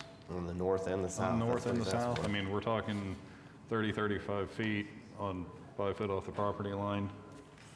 Right, we're bordered by, C3 to the south, and then PUD 675 to the north. We're really not changing the existing setbacks from the original SPUD that was in place. Well, but I don't know what the original SPUD was in terms of uses and heights and restrictions. It just seems like a lot to me to be 5 foot from the property line. Really, the biggest change was to add the multifamily component.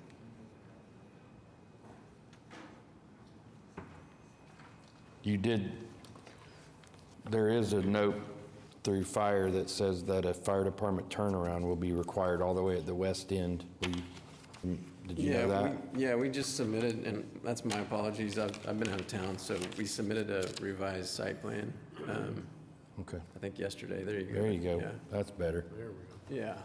Okay. The And that'll revised, still have to be approved by the fire department. Right. Yeah. But looks like they could turn on that, at least 3-point turn. What's to the north? that is a, I think is it a vacant lot to the north? Yeah, I'm just kind of wondering what Oh, we're yeah, it's, allowing 5 feet. 5 feet away. it's new construction that, I don't know, is it a metal building? Is it metal? Let me rephrase this. Can you be further than 5 feet from the property line? Can we be? Yes, I mean, Yeah. I know you're working with some site constraints, so what can Right. you do? The minimum parking width that you need, that would determine how much you could move those off of the property line. Yeah, I mean, right now we have the 5-foot setback and then 5-foot additional from the building to the setback. So potentially we could go 10-foot safely. That would be twice as good. Yeah, I'd feel a lot better about 10 feet. The new math. Yeah, just change those, the north and the south. Yeah, that's fine.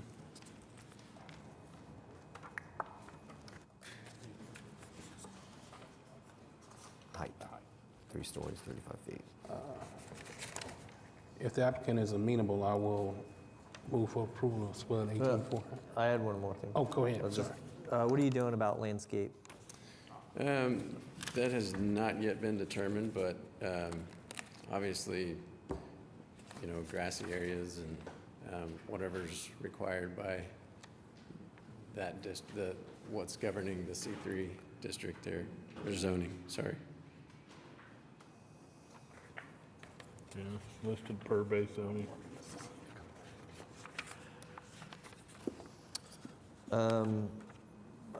I'm a little bit, I mean, we've got 10 feet on basically the north and the south, and you're gonna have a 3-story building. That 10 feet makes it a little difficult to get shade trees in there.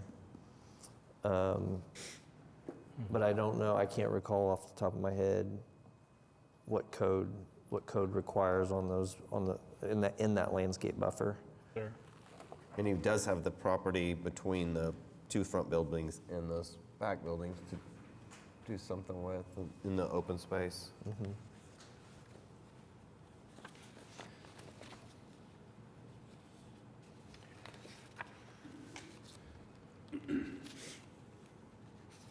My sign just says landscape everywhere. Well, and my question is, this is residential, but. With a C3 base. But then it states a C3 base, so if the landscaping is under commercial, it will be, they will have substantial landscape points Yeah. that they have to comply with just from their parking points. Yeah, and I get that.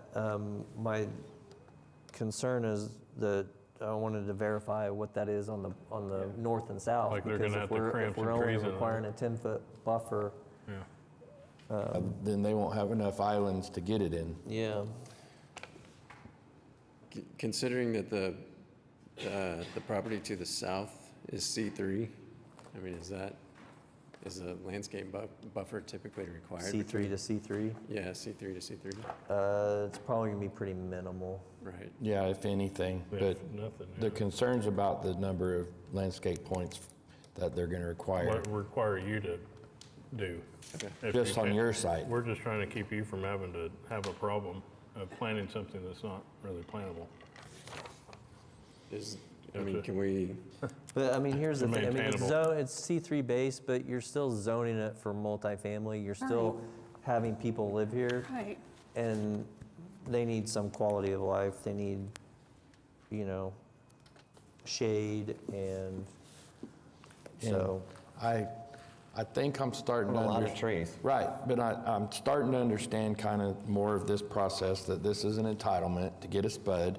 If we doubled the setbacks to 10 and we approved this entitlement, and then he goes to building permit, that's not our problem if they say you have to have this much landscape and he has to end up putting 15-foot or 20-foot setbacks because Fit he it in. can't meet their requirements. So just wanted you to be aware. sure, yeah, I appreciate that. So currently, can you give me the three Ts? I have height at 35 feet. I have setback at 10. And then we still are concerned about the landscape buffer under the C3. You're concerned about getting the trees and the 10 feet on the north and south? Yes.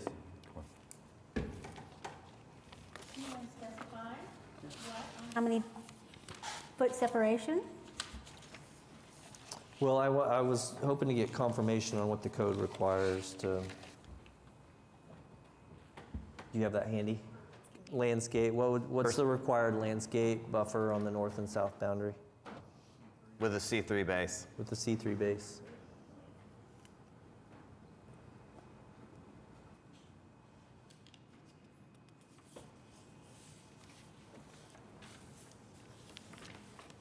What is the north parcel zoning? Is that O2 SPD, or is it a PUD? office warehouse, I'm guessing it is, probably O2 base, but So, yeah.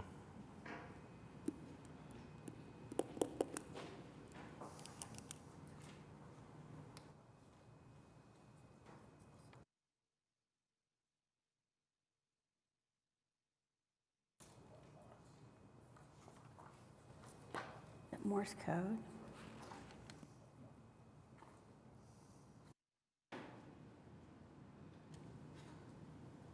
There is, I think. Well, here's the thing. I mean, this can be manipulated. I mean, depending on how many trees are required by code, they can go in pockets. They don't have to be. And if they space the buildings out, you've got a lot of space between those front buildings and then where the larger ones start. If there might be some separation between those buildings, that's the other thing is, do we want to look at building separation at all? Because you've got a lot of space on the east end. Yeah, and this is just the preliminary, layout of, obviously, once we get into permitting, we'll do the fire separation and. Yeah, they'll have to separate for Yeah. just fire, or they'll have to fire rate the structures, and they can add extra parking spaces to get a 25% reduction in their landscape. And there's lots of tricks to trying to pull this off. I just wanted you to be aware. Well, yeah, but you know, when you think of like 3 stories, like 10 feet off the property line, you know, and you've got a lot of, I mean, there's an opportunity here to kind of spread these out a little bit, Brings so up- that you don't look like you're looking at the side of a cruise ship. Yeah, I agree. That brings up the thought, is there anything in here that talks about the number of dwelling units? Number of buildings? Like a limit? Or in the LUDA.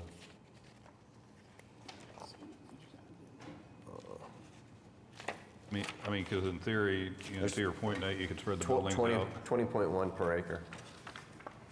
Oh, it is in there, okay. Well, just density, but not official, like, not maximum number of units. 15 to 30. This proposed 48 multifamily residential units on 2.3 acres. Okay.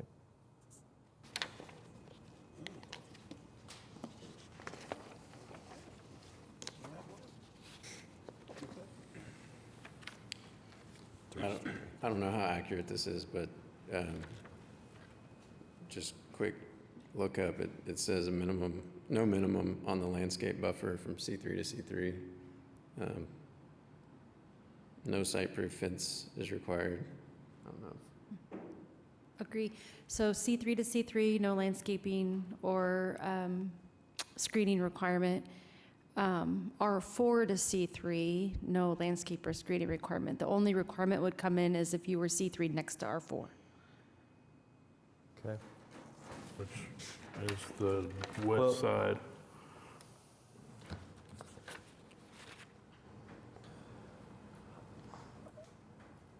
I mean, I have concerns about not having site-proof screening and no landscape buffer, so I'm kind of curious to hear what other commissioners. I agree, regardless of the base zoning, you have to keep in mind that this is a residential development. You're going to have kids here, you know, if there's no kind of perimeter fence, screening fence, you know, they're wandering off to the commercial, and Lake Hefner is right there, or West Hefner Road's right there. So I think feel this- like there should be some kind of screening. The safety and well-being of the residents will be a primary design concern as we Right, go but through this. This is what I was speaking about earlier, the perfect example for just allowing this entitlement, but requesting a specific plan before they can build it. Yeah. Come back for a specific plan, you would work everything out with, you know, all of the code requirements. Right. Parking, landscaping, everything, brings back the plans, boom. But I know that's rare on a spud. Well, I mean, Well, I and it's think if reviewed we're- at it's reviewed at building permit, so the key would be to put it in the zoning now. So if you're seeking, I guess the question for the commission is, this site-proof screening would not be required. Do you want it to be site-proof, or do you just care that it is fenced? Because they may have other options for fencing that they may want to do that wouldn't be site-proof. Right, like just safety element. Yeah, I mean, I think the hardest thing is that it's really an R4 base with C3 in the front. Right, yeah. Right. Could have been tracked then I probably want to see, you know, the broken up Broken up C3 into for the two first, tracks. the easternmost 100 feet or You could whatever. have tracked it. Yeah, tracked it 1 and 2, and Yeah. R4 in the back, and then it would be R4 abutting R4, and C3 on the front abutting the R4 with site-proof screening on that side, which makes sense.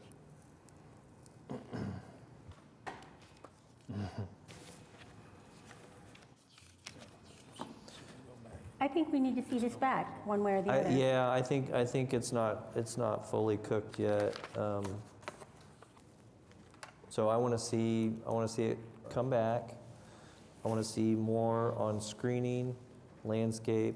I'd like to see some kind of delineation that the front half of the parcel, whether it's 100, 200, whatever, that there's a line struck and that eastern parcel is C3 and the western portion is R4. So regardless of the zoning requirements, you're asking for additional landscape requirements?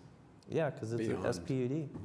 Okay, that's what I'm asking. Yeah. Tracks can be governed by Their base, what they actually use. Yeah, I mean, because that whole west side could theoretically be, what parking garages, retail sales, gasoline sales, all that. Right. If It could all they come just back decided C3 what- right now, Yeah, the whole thing. I don't like that part. So tract 1, tract 2, C3. Being the front residential. tract on Western being C3, I have no problem with. Okay. If you break those up in tracks though, and you're going to do commercial, and then you've got residential, But the uses and have we're to be talking about compatible. screening, do we want to go as far as to say really within this development, we want screening between the commercial and the residential? Yeah, it would go all the way up to the drive. Yeah. Okay.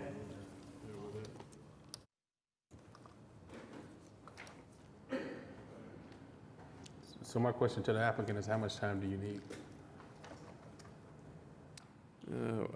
A week or two? 2 weeks? Yeah. She can give you the timeline and tell you, because you have to get this document in pretty fast. Yeah, if you go 2 weeks, you got to have all your changes back in 1 week, so. Or less. Yeah, you should go to September 10th Yeah, that's what I was thinking. for what they're talking about. Does it need to be renoticed? Doesn't Sorry? need to be renoticed, does it? No, it would not need to be. So September 10th? Right, and then we would want changes back by September 2nd in order to be able to review them in time to put them in your packet. That works.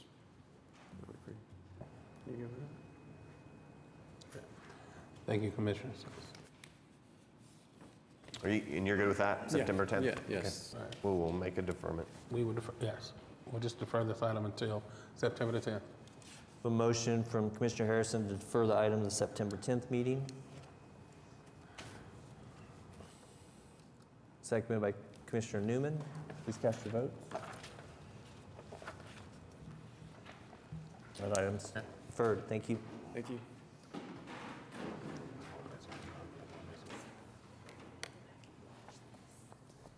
Item 28. This is case SPUD 1855, application to rezone 2837 Southwest 31st Street from R2. Good afternoon, Mark Zitzow, Johnson & Associates, 1 East Sheridan Avenue. Before you use a case for a mix of commercial and residential zoning along May Avenue on the south side, we're across from Woodson Park.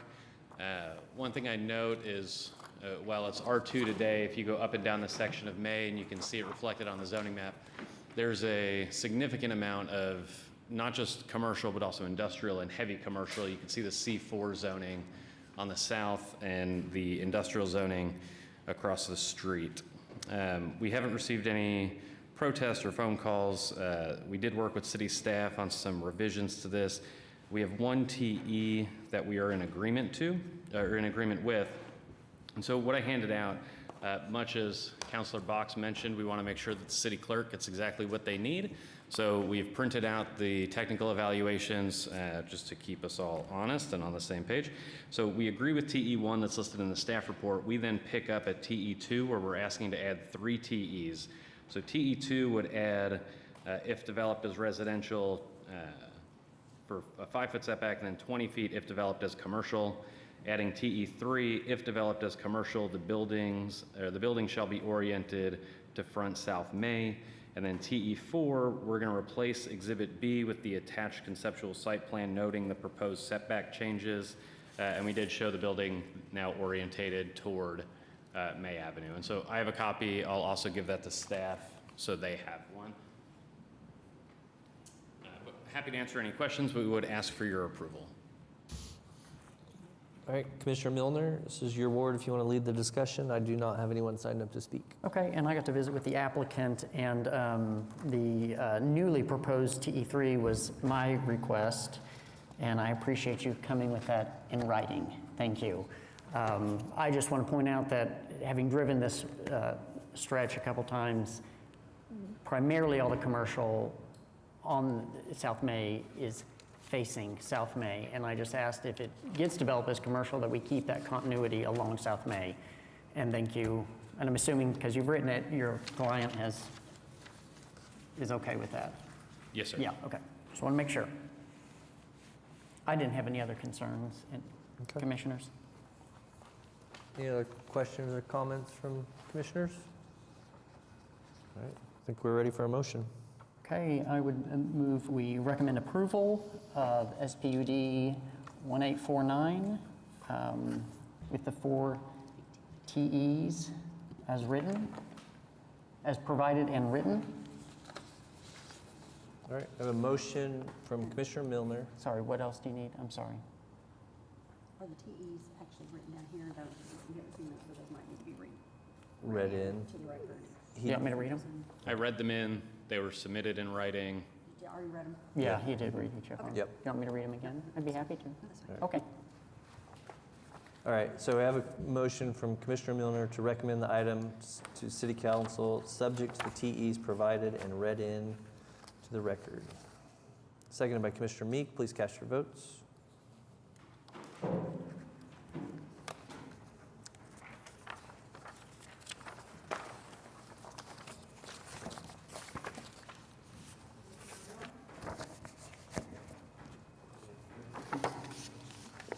All right, and that's Just recommended hanging for out over approval. here. Thank you. Thank you. All right. Item 29.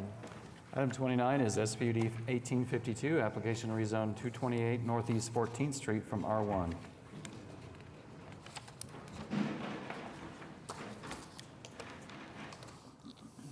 Yeah, good afternoon. Klaus Ryman Phillip, 600 North Robinson, and I'm representing Brett Smith in this application to rezone this property. And not to undercut us, but I'm not sure we'll receive approval on this today. We've had a lot of neighborhood feedback.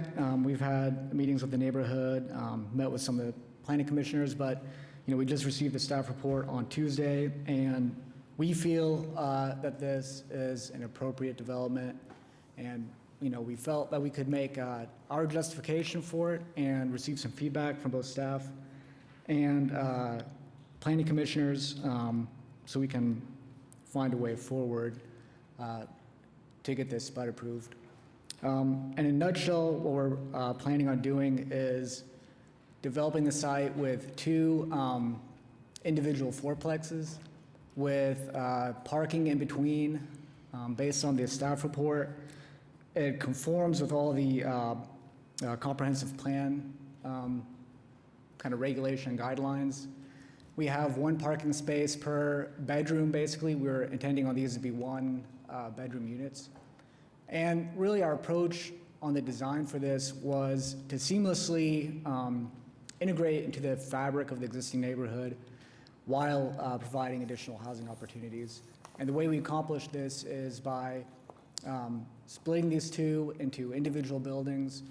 The actual building height and scale conforms with R1 zoning regulations, size, height, and there are certain advantages to splitting into 2, besides decreasing the scale, not having like an aplex, which may also be appropriate, but in this case, we wanted to keep the scale kind of in line with like the single-family houses on either side.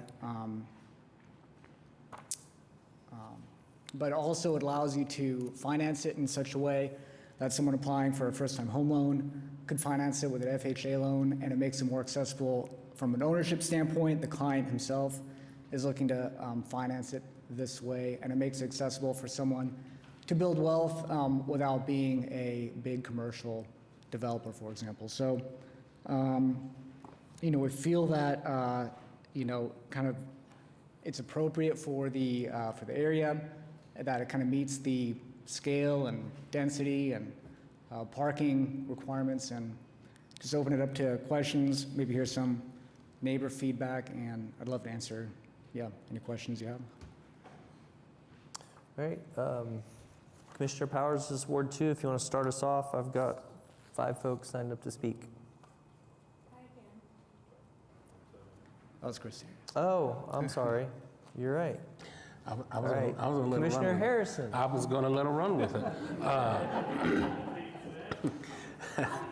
Yeah, definitely. But yes, if those who have signed up, if we could hear them first, please. Okay. All right. We'll start with Abigail Michael Thwaite.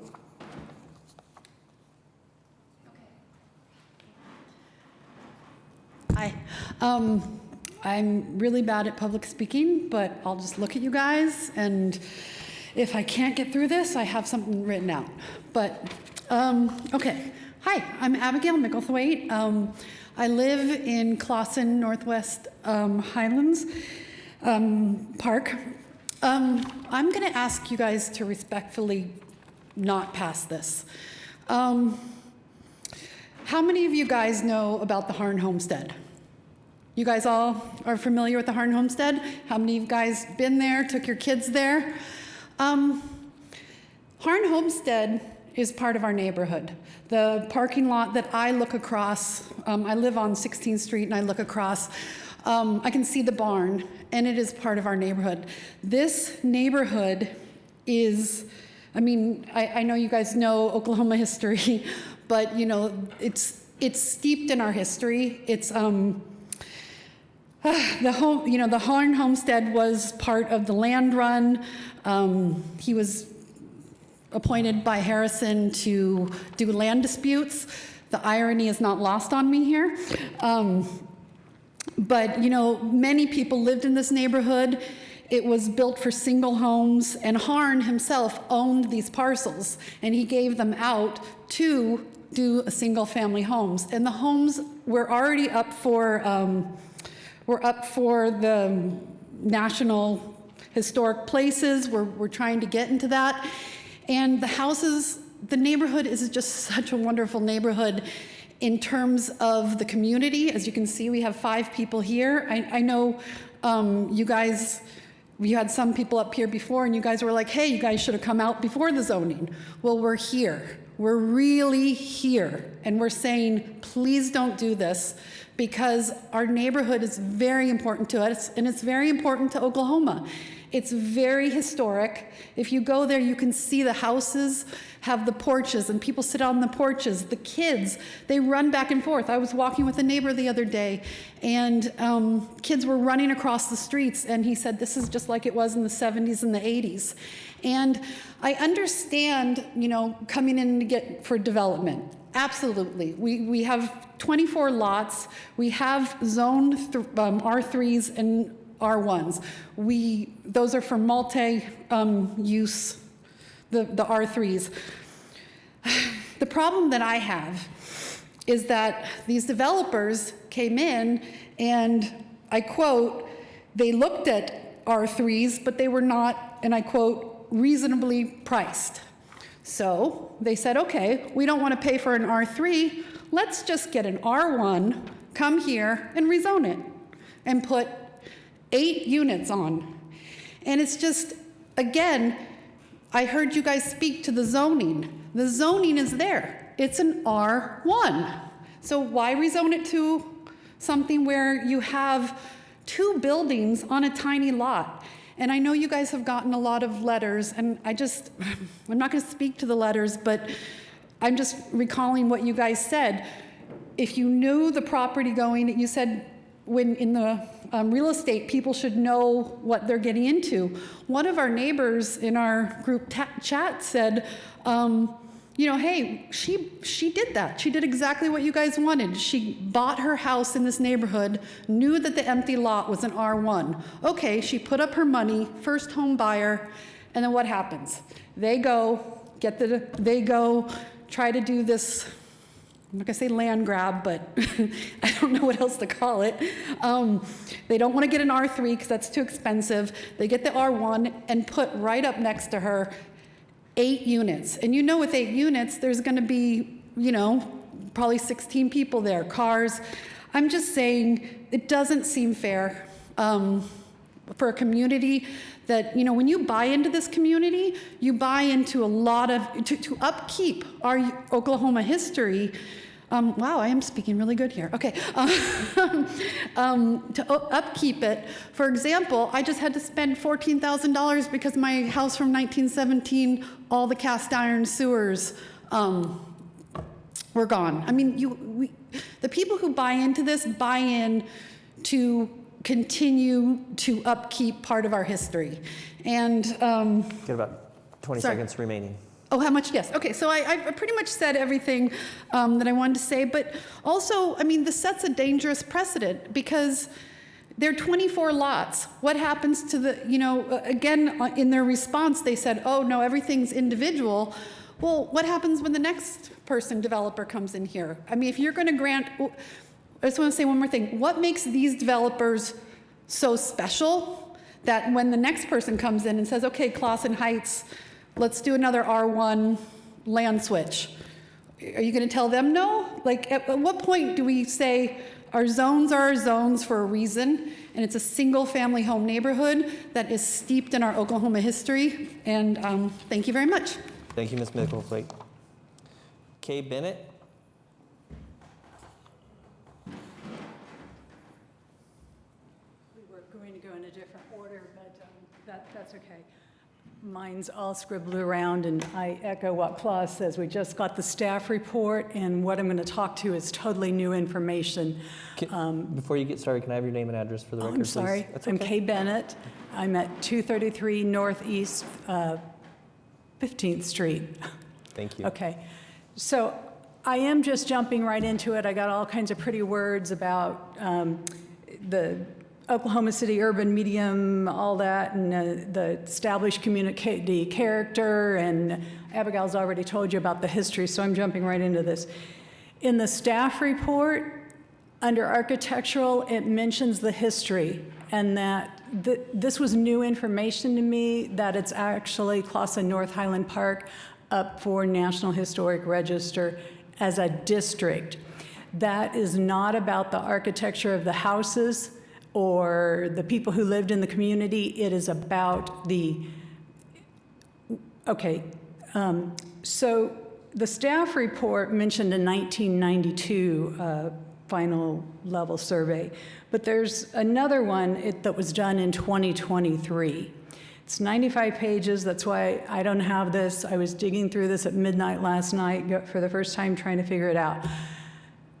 So Clausen North Highland Park was platted intentionally in 1911 as only single-family houses. And that's the makeup of what the historical is about. And it cites in this 2023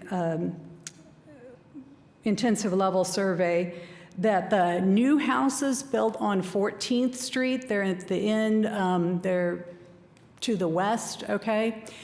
They're modern in style, that in this study it says it is destroying the historical significance of the district. And remember, this is being written as if for this whole National Historic, and I know you guys know more about that than I do.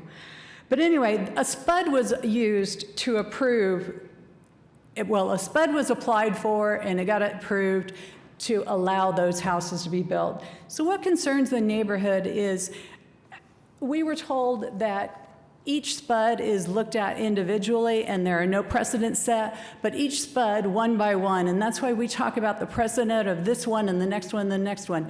So those houses were built and now we're being asked for another SPUD to now bring apartments in. I think we really need to stop and take a big look at what this neighborhood is. This isn't just about one little lot here and there, because all of these little injustices of just passing these SPUDs through, that we keep being told to make little concessions and tweaks to the style and the architecture, and again, even in the staff report, that's what they talked about. That's what I was digging in this 90-page study to find, is what are the architectural details?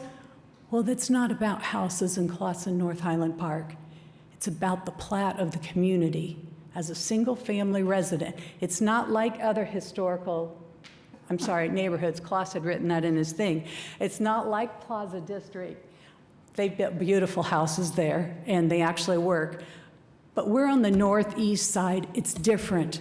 And it's different because it was designed that way. I didn't know it until I read this last night. And I'm like, oh my gosh, that's why I had a neighbor say, Well, there's no place for retail. It's actually in this study that's one of the things that was different about Clausen North Highland Park. It didn't have a park. It's called parked because there's a green space that's a buffer between the sidewalk and the street on 14th Street. And I keep emphasizing 14th Street because everything in this is specific to the street we're looking at. Those small interior lots were designed that way because it was a streetcar district. And they weren't putting all those cars and everything that we're trying to squeeze in here. They were intentionally smaller. And the 13th Street lots on the exterior and the lots to the east that are in Lincoln Terrace, those were where the larger houses went. This was designed to be affordable housing. It's all in the plat. Yes, there were normal zoning things that talk about setbacks and all those other things. And I'm going to stop going into all the details, but the study is worth reading. I'm guessing all of that should have been in that 92 study. Okay, you have about 30 seconds left. Yeah. So I'm just saying, one by one, these spuds tear down the moral fiber of the community. It wears us down, and this feeling like we have no say. And this is a whole new piece. I didn't even know this, and so you hadn't seen it in all our letters. All right. Thank you, Ms. Bennett.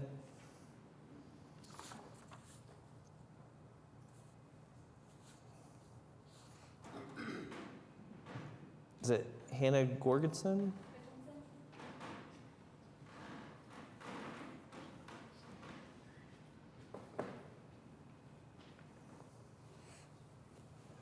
Hi, Hello. I'm Hannah. I live at 303 Northeast 14th Street. And my house is directly across from this lot. My letter is in your packet. It's the extremely long one. I'm very sorry. I will be quicker today. So this is where I stand personally, speaking for my household. The city's own plan calls for infill housing in areas like ours, and I agree with it. Staff's recommendation of 1 4-unit building is a reasonable scale for the block, I believe. I'm from a much denser place. I'm from New York. And so to me, the development of Oklahoma City does matter. However, I care a lot about what is actually written in the SPUD leaving the Planning Commission. So I have 5 requests. My first request is that all 5 conditions from the staff report's own technical evaluation are actually written into the special development regulations and are not just carried as recommendations. Right now, the design statement reads as very different. On every one of them, it says 8 units with no cap on the number of buildings, a 0-foot rear setback, and minimum lot dimensions of 4,500 square feet and 5 feet of width. My second request is in regards to parking. The revised design statement states that there shall be a maximum of 1 parking space per dwelling unit required, and the base code's own parking table requires 2 spaces per unit for a 4-plex, and so the instrument cuts that to 1. I instead ask for a compromise, a written minimum of 1.5 spaces per unit, or 1 space per bedroom, whichever is greater, so a middle number. So at 4 units, that would be 6 spaces, or at least. And then the applicant's site plan drew 8 spaces on this lot. So that was with 2 buildings. So with 1 building, I think that's 6 is quite buildable. My third request is for actual numbers for the height and building size. As other people have talked about, the historic nature of our neighborhood is very important to me still, and I do believe that builds should be architecturally compatible with what the rest of the neighborhood looks like. So I really would love to see actual numbers for that. And the staff report notes that in R3 and R4 districts, 3 or more units would require 100 feet of frontage, and this lot has 70 feet of frontage, so no conventional residential district in the code would actually allow a 4-plex here. Obviously, that's why we're here spudding. But of course, this is like a legitimate use of the tool, but I feel like the trade is supposed to run both ways. The code's dimensional protections get waived in exchange for site-specific written standards. And right now, the instrument takes the waiver and it's not really giving anything back. So Right now, height and building size both read per base zoning, which means R1's 35 feet and 2.5 stories, which is a standard written for one house. And there's no building size standard at all, but I simply ask for a stated maximum height in feet and stories and a stated maximum building size written as numbers for this block of 2-story homes. And for my fourth request, I'm actually supporting someone else's request that she could not be here today, but the abutting owner at 226 Northeast 14th Street, Emma Bass, made a request in the letter she submitted for your packet, which is for a screened and landscaped buffer meeting the standard her letter cites along the shared property line. This same project in any multifamily district would require such a buffer. And according to the staff report zoning table, it would be required actually along every line the site shares with a neighbor. So I do request that her western line be written into the regulations. And I also would love to have the eastern line, since the staff report shows the same situation there. And my house actually views directly that line. And for my fifth request, I ask you to consider something. Element 18 requires guarantees and assurances for perpetual maintenance of common facilities. Here, that's the shared drive, the parking, and the trash area. The design statement answers it in one line. Maintenance shall be the responsibility of the property owner. That names a party and not a mechanism. And unlike my other requests, that can't be written as a one-line condition and actually needs some drafted language. So if that language can't be provided today, then I feel like a short deferral would be reasonable. But all that said, if you do end up approving this application, please approve it with the conditions in the actual text, because that is what we as neighbors have to rely on in the end. So thank you for your time. All right, thank you. Derek Ellis?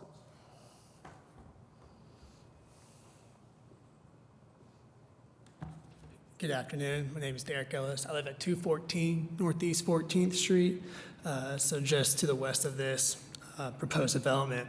I'm asking the commission today to deny SPUD 1852 and maintain it as existing R1 zoning. I want to make clear that my opposition is not opposition to infill, development, renters, or different types of housing. My concern is whether this particular development is appropriate for R1 quarter-acre mid-block lot. After reading both the applicant's response to the neighborhood and the staff report, I believe the city's own analysis validates many of the concerns we have raised. The applicant originally proposed 8 units and 2 fourplexes, and arguing that dividing those units between 2 buildings minimizes the scale of development. However, planning staff specifically identified potential compatibility issues related to the building scale near existing homes and ultimately recommended reducing the development to 1 building. Applicant also explained that available R3 properties were not available at a price the developer considered realistic.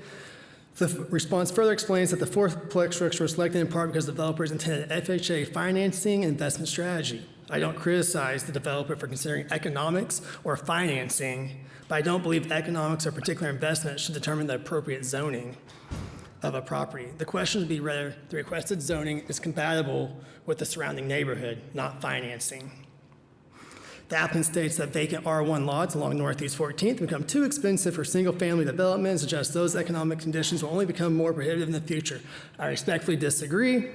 I moved into a newly single-family home on Northeast 14th Street, January 2021. One of the things that attracted me to this street was for the presence of vacant R1 lots and the potential I saw for additional single-family development.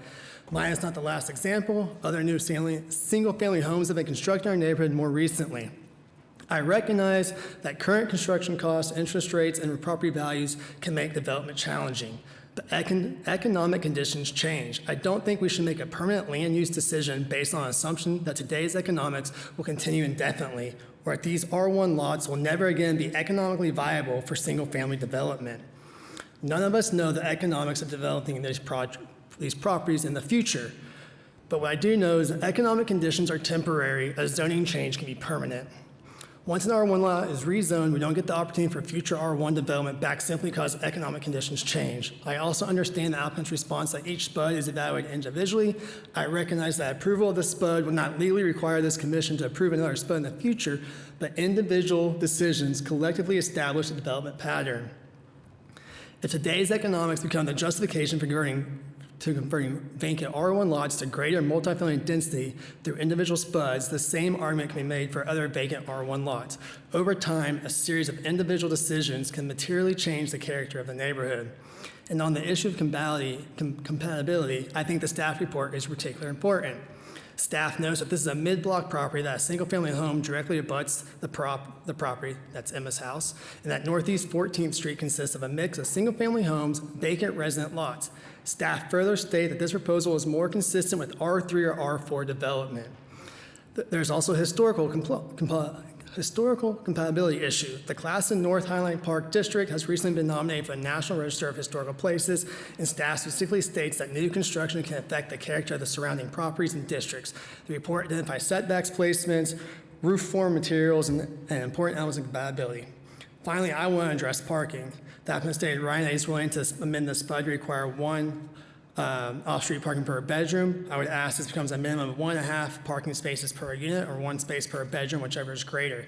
I understand that SPUD applications are considered individually, so I'm asking you to consider that this individual property, an R1 quarter-acre mid-block lot immediately adjacent to a single family. The fact that greater density may make this property more economic attractive today does not mean that greater density is the appropriate land use. For those reasons, I respectfully ask the Commission to deny SPUD 1852 and retain the existing R1 zoning. If the Commission chooses to approve the SPUD despite the neighborhood's objections, I ask that at absolute minimum, every restriction recommended by the planning staff be included in the final SPUD, along with the applicant's written commitment to provide a minimum of 1.5 parking space per unit or 1 space per bedroom, whichever is greater. Thank you. Thank you, Mr. Ellis. Brian Sweesney?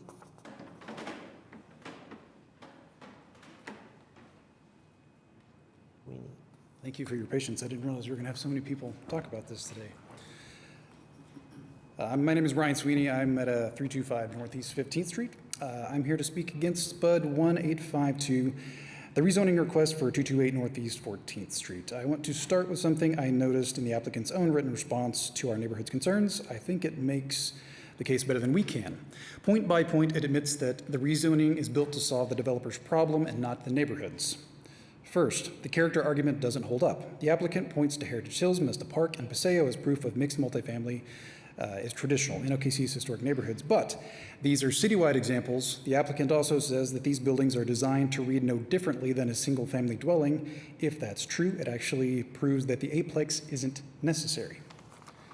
This SPUD has the appearance of a fix for a questionable investment, not necessarily a neighborhood need.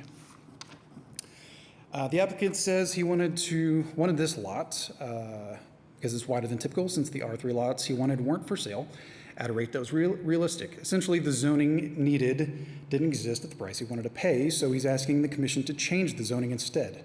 He also confirms the project is structured around his own FHA financing, living in 1 unit to qualify for owner-occupant terms, which is likely why this is split into 2 4-unit buildings rather than 1 8-unit building.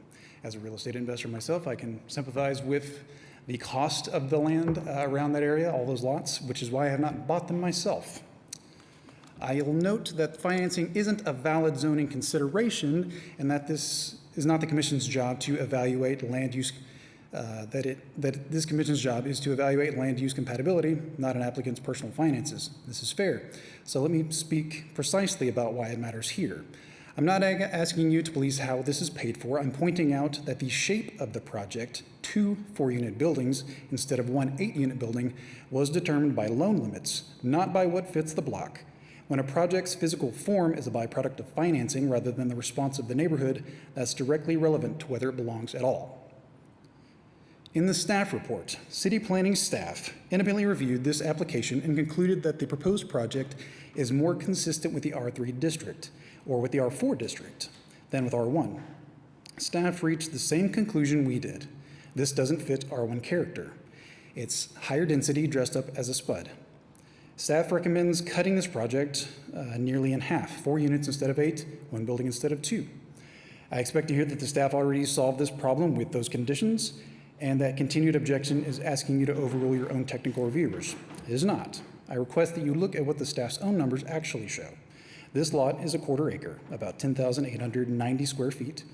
Staff's minimum lot size for this type of project is 7,500 square feet. Even at the reduced compromise this version consumes 2/3 of what staff itself defines as the minimum footprint. Staff didn't say this project is a good fit for the units. They said 4 units is the most that could be justified if approved. This is a ceiling and not an endorsement. While prior concessions may make the project less disruptive, they don't answer whether an 8-unit or a 4-unit multifamily development belongs in this R1 lot in the first place. My first request is to deny SPUD 1852. Second, if the commission doesn't see a reason to deny it outright, I'd ask that nothing beyond what the staff has already recommended is approved. I'd hope these numbers are treated as a ceiling, not as a starting point for the applicant to negotiate back upward. Thank you. Thank you, Mr. Sweeney. That's everyone I have signed up to speak. Okay. So I'll turn it over. I'll let the applicant respond to anything that he may want to based on those comments. Yeah, there are a lot of comments. I'll try to address them as best I can, and then, if you have any questions, I'll respond to those as well. But, the reality of the site is that there is already a mix of use, R3.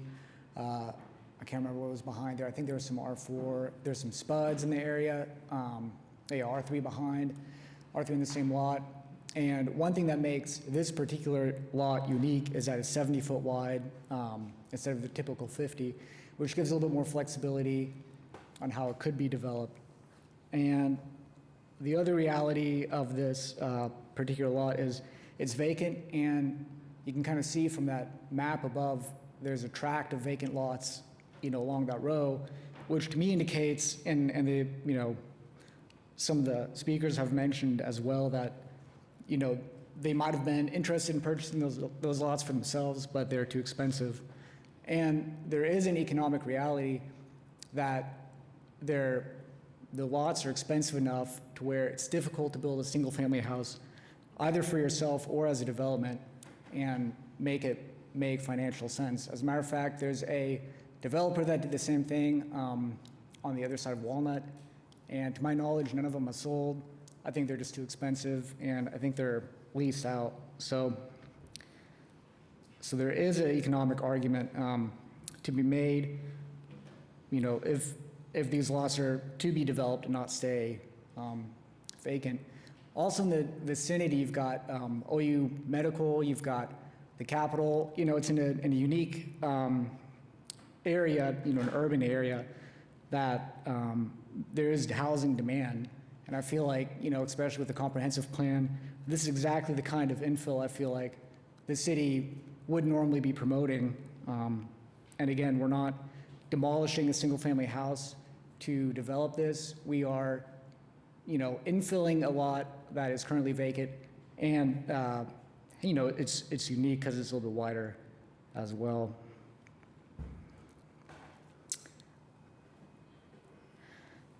I think like the historical argument, I respect that argument, and I understand, there might be a change from, the R1 to a SPUD, but historically, I do think there's credence to, to the argument that this is a historical pattern of development. You see multifamily, single-family coexisting neighborhoods throughout the city, and we're not asking for a different use in the sense that it's going to be commercial or industrial, still residential. So yeah, I would love to hear your feedback, see if there are any questions we could answer. Would you like to start us off, Commissioner Harrison? Sure. Actually, Commissioner Powers and I were at the, as well as Commissioner Milner, were at the meeting, and could you go back over some of the points we touched on originally? Even though I see what staff has done here, I think we still have some digging to do. I think this is a very difficult application for me. You all may know I sit on the HP board and the Capital Zoning District Board. And so this is not in that, but it is right on the edge of it. And just because of my involvement in those boards, I have gotten to know the people who live in this area and their attitudes about development. I have a history professionally in this area. The city of Oklahoma City is, over the long, slow years, sad years, done its best to kind of destroy these neighborhoods. And the fact that there are still as many single-family homes in this area as there are is a real tribute to the strength of the people and the community in the area. There are many, many places in the city of Oklahoma City where a vacant lot is a big red flag, and you'd almost rather have anything there than have it vacant. But the people in this area are very patient. They're willing to wait for what they want. They're willing to wait for what will be consistent with the development in the area. And this particular application as it stands does not meet the city's ambitions even for density infill. It wouldn't meet the new code requirements. It certainly doesn't meet our code requirements now. 8 units mid-block on a street that's lined with single-family residences that are well-maintained, and you can just tell by looking at them, have had new investment. I just cannot get there from here. And I think, it would be the wrong application of our policies to look at this particular application at this location and think it's a good fit.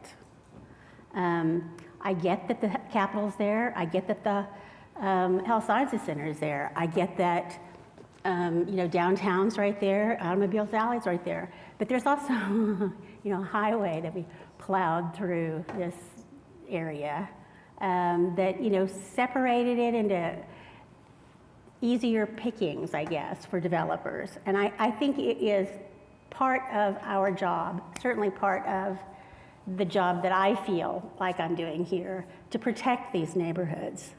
And I can't get there from here on this. I'd have to be in agreement as well. Even though I'm looking at what staff has put together, I'd be more inclined to see the applicant go back, work a little further with staff and the neighborhood to reach what I would want to call a happy medium. But at this point, I'm not there yet as well. And my deal is, if we approve this, there's 3 or 4 more of the same lots that it could be exactly the same thing right next to it. And just setting a precedence here, and I don't think it's a good one. So, at max maybe 4 units as staff recommended, maybe, but I just don't think this is the area for this development. And I'll say this, I am in agreement with that, but I think that we do owe the developer the ideas that we have of what would fit here. Just like you say that, they could 8 units. Well, 8 2-bedroom units is the same quantity of people in the same location.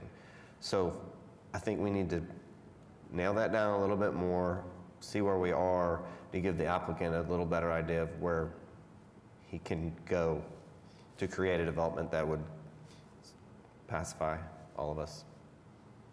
Keep talking. I'll tell you where I am. I'm on a single-family house with an ADU. Maybe a duplex, Yeah, it's just, you can get to the units all different ways. Right.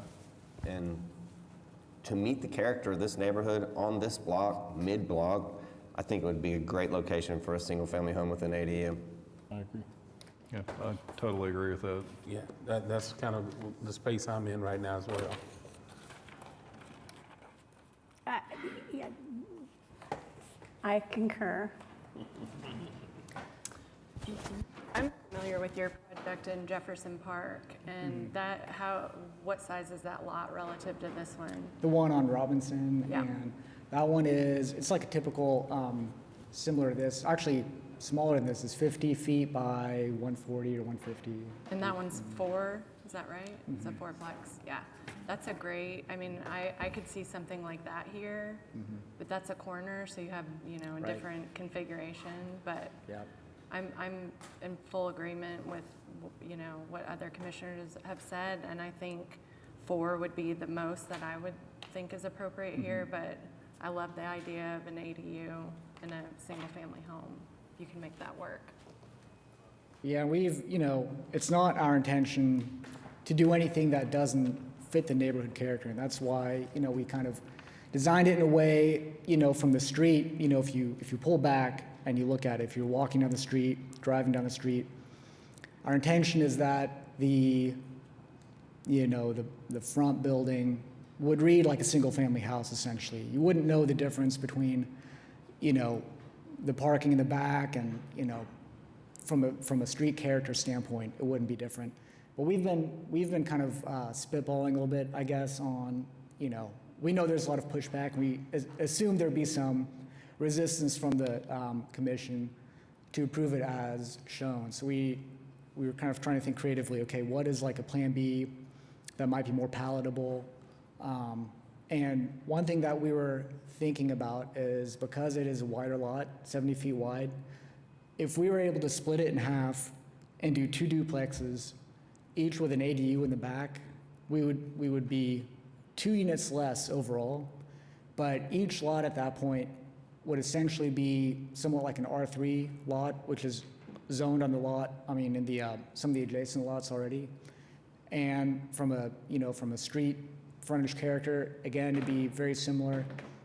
The lots would be slightly narrower, but I think that's something that could work from a development standpoint, and I feel like it might more closely align with what the neighborhood wants. It'd essentially be R3 on a slightly narrower lot. So I don't know if, we'd have to go back anyway, and get continued and draft that up and get with the neighborhood and bring it back to you. But is there any feedback or thoughts on that approach? For myself, I can't encourage that idea, but I do want to give some props to the architect here. I think that they have done everything they could do to try to address what they perceive that the issues will be, and they were right about what those issues were in terms of the look of it and the parking but the number of units is just too much, and I think it's way too much. Even 2 duplexes with 2 ADUs. I just don't think I can get there. I will say, if you could go convince the neighbors, then I'd listen to it, but I just don't see that. This is really a single-family neighborhood, and no matter how important density is to us, it has a limit, and single family with an ADU may very well be that limit on this lot. Well, if I can respond to that, I'm curious, just from assuming the character is similar, like speaking about this development here, let's say the character, if the front fourplex kind of resembles a single family house, both in size and scale and appearance even, if I had one front door, I guess what is the detriment of having the added density versus it being a single family house? Well, it's not to the character of the neighborhood. It brings, the density. It's the parking, the trash, cans, all of the things that come with more units. This is not an HP district, but this is an historic neighborhood, and it has a character of its own.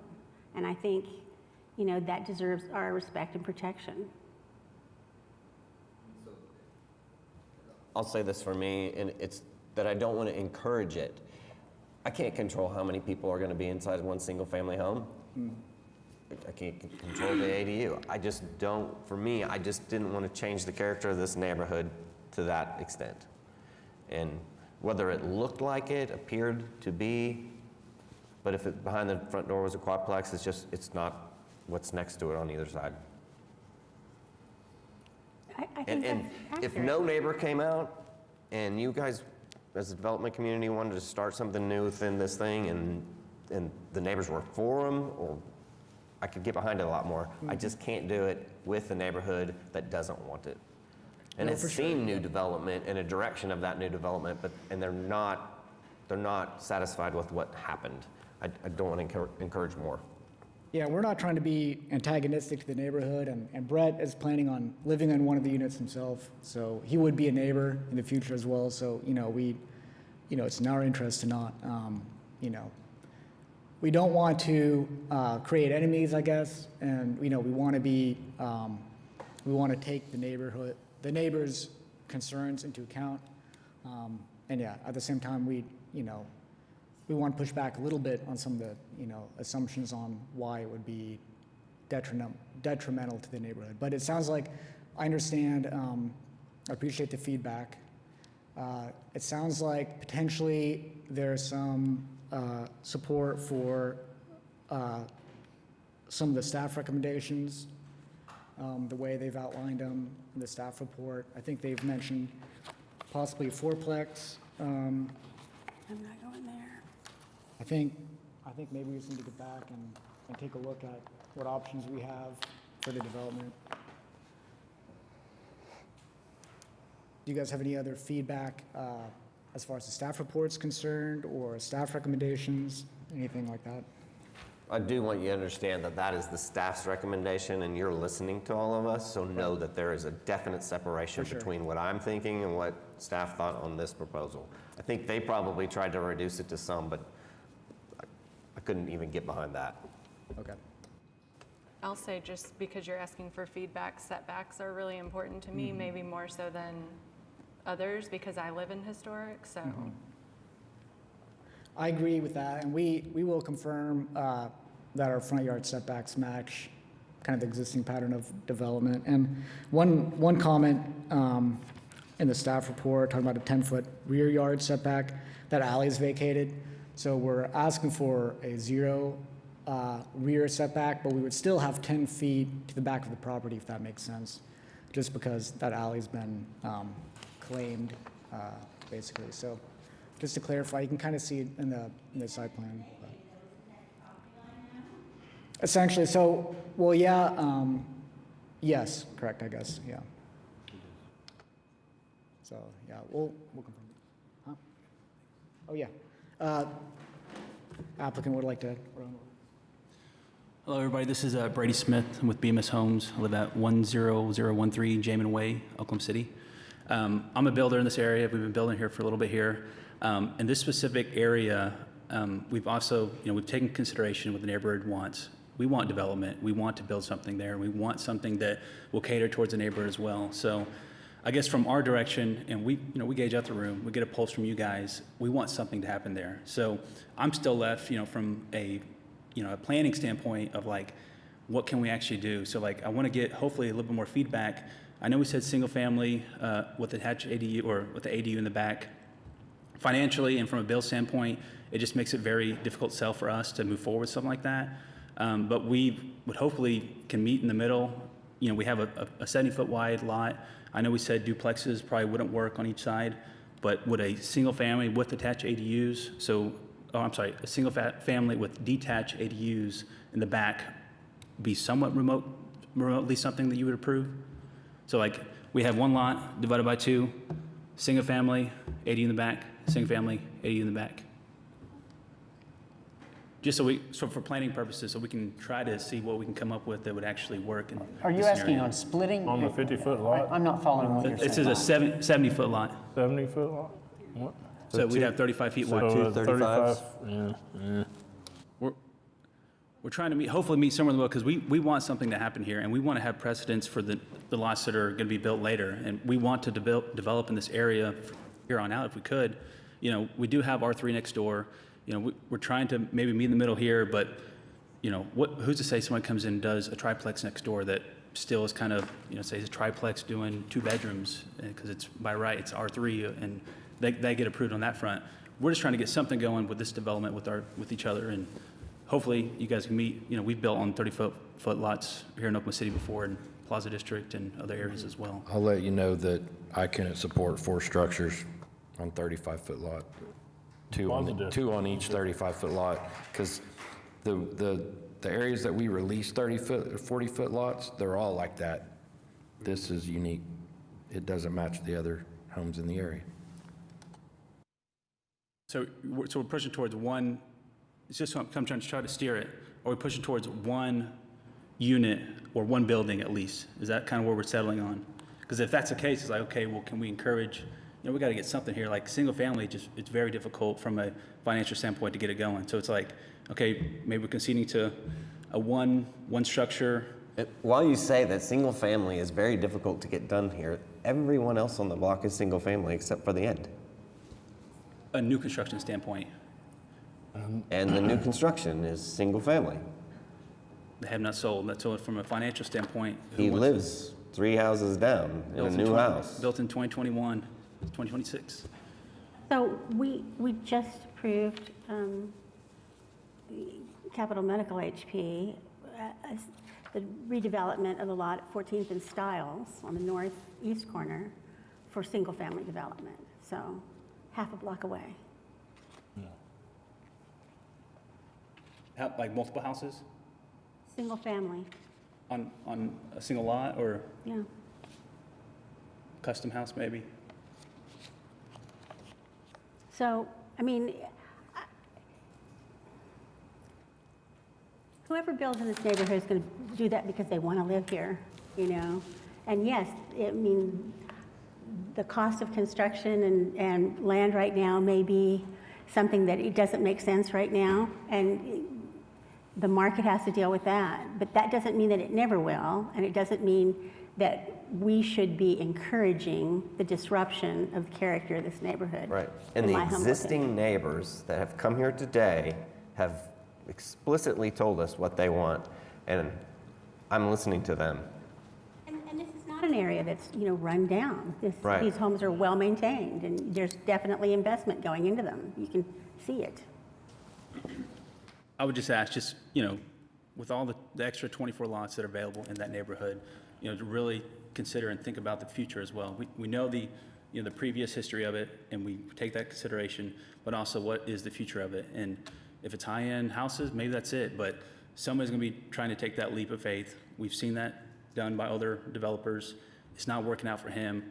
As a builder and developer now, it's like, we don't want to fall in the same mistake. So it's like, how can we make this work with what we purchased? So just trying to find something that we can do. Because if not, as it is, it's, it might be something I'm building and hopefully trying to sell. If it doesn't sell, maybe I gotta move my family into it, which it happens, but it's not what we want to do.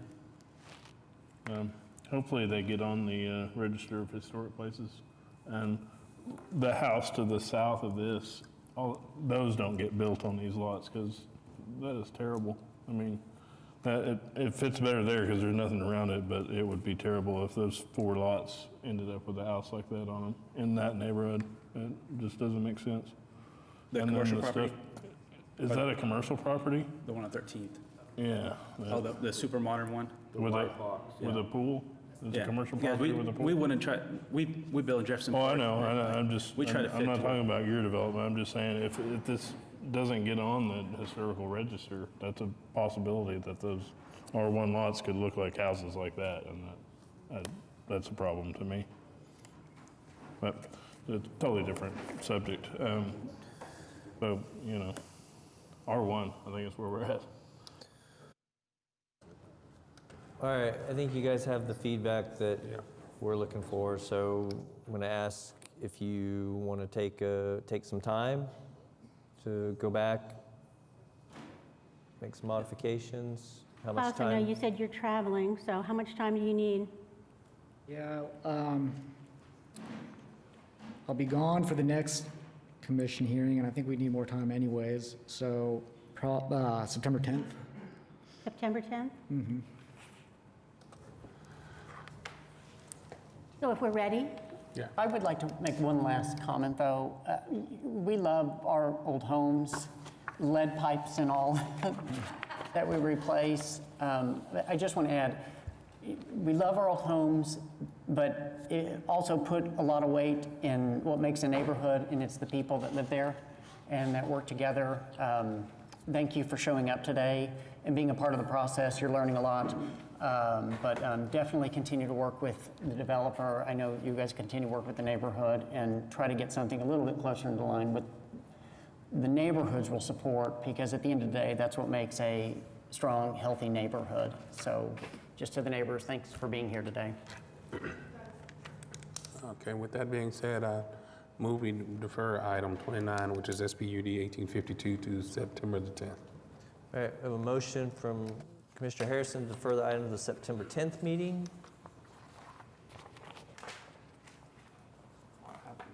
Seconded by Commissioner Peaver. Please cast your votes.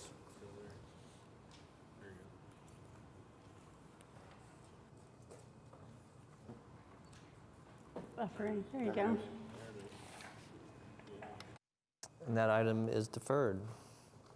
I also would like to thank everybody who came out to the meeting that we had at the gallery. It was really helpful to hear your thoughts and feedback, and so I do urge you to continue to work with them as they try to come up with an alternative plan.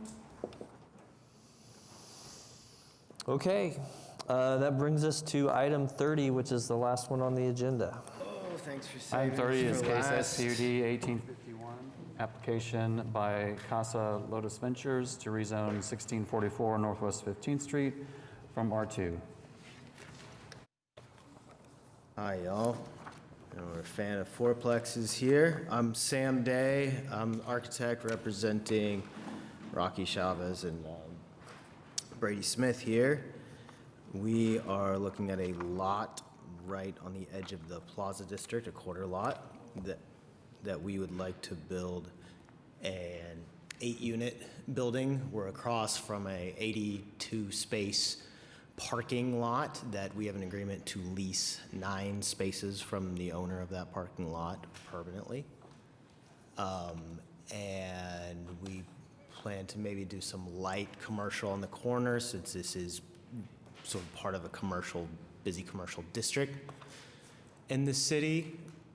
We've worked with our neighbor to the east there to kind of address, try to ramping up to the corner. It's a 1-story single-family house, so we wanted to some extent kind of allow the sunlight to keep coming into his backyard and into the side windows. So we kind of can we pull up the rendering there? Yeah, so we're sloping down to his house there, and then he had kind of requested that we delineate the ground floor of the building, both to help with scale, but kind of differentiate between maybe residential and commercial.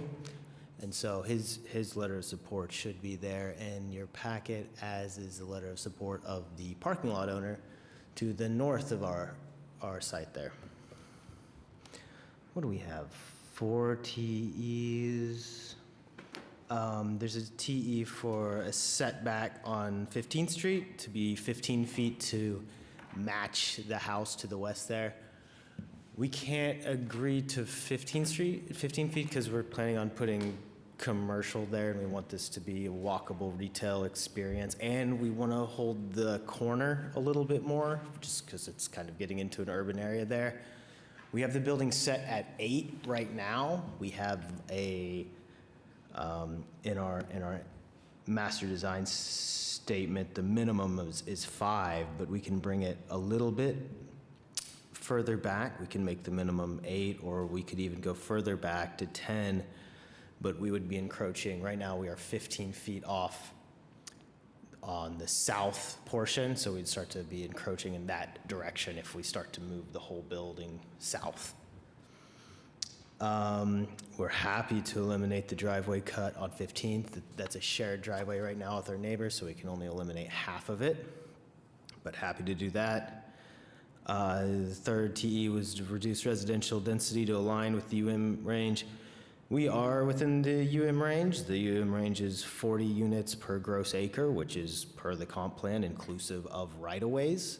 And so our building right now is 39.5 units per acre. And I think if anything, Plaza Districts justifies the very upper end of UM, if it should even be UM at all. What else do we got here? Happy to limit commercial space to 1,400 feet on ground floor. I think that's really reasonable, especially next to neighborhoods, to zone for things like cafes or whatever, but like really make sure they're not going to be 4,000 square foot restaurants, right? So I think that's a really reasonable ask. We're happy to do that. We're going to have to use dumpsters unless the city, that's our TE5, unless the city wants to start servicing cans for fourplexes. We'll have to do some kind of dumpsters. We can limit the size, we're happy to limit the size of those, or to mandate a certain, that they need to be picked up weekly or something like that. And happy to accept TE6, which is if parking is provided, parking area should be to the rear of the building. We agree.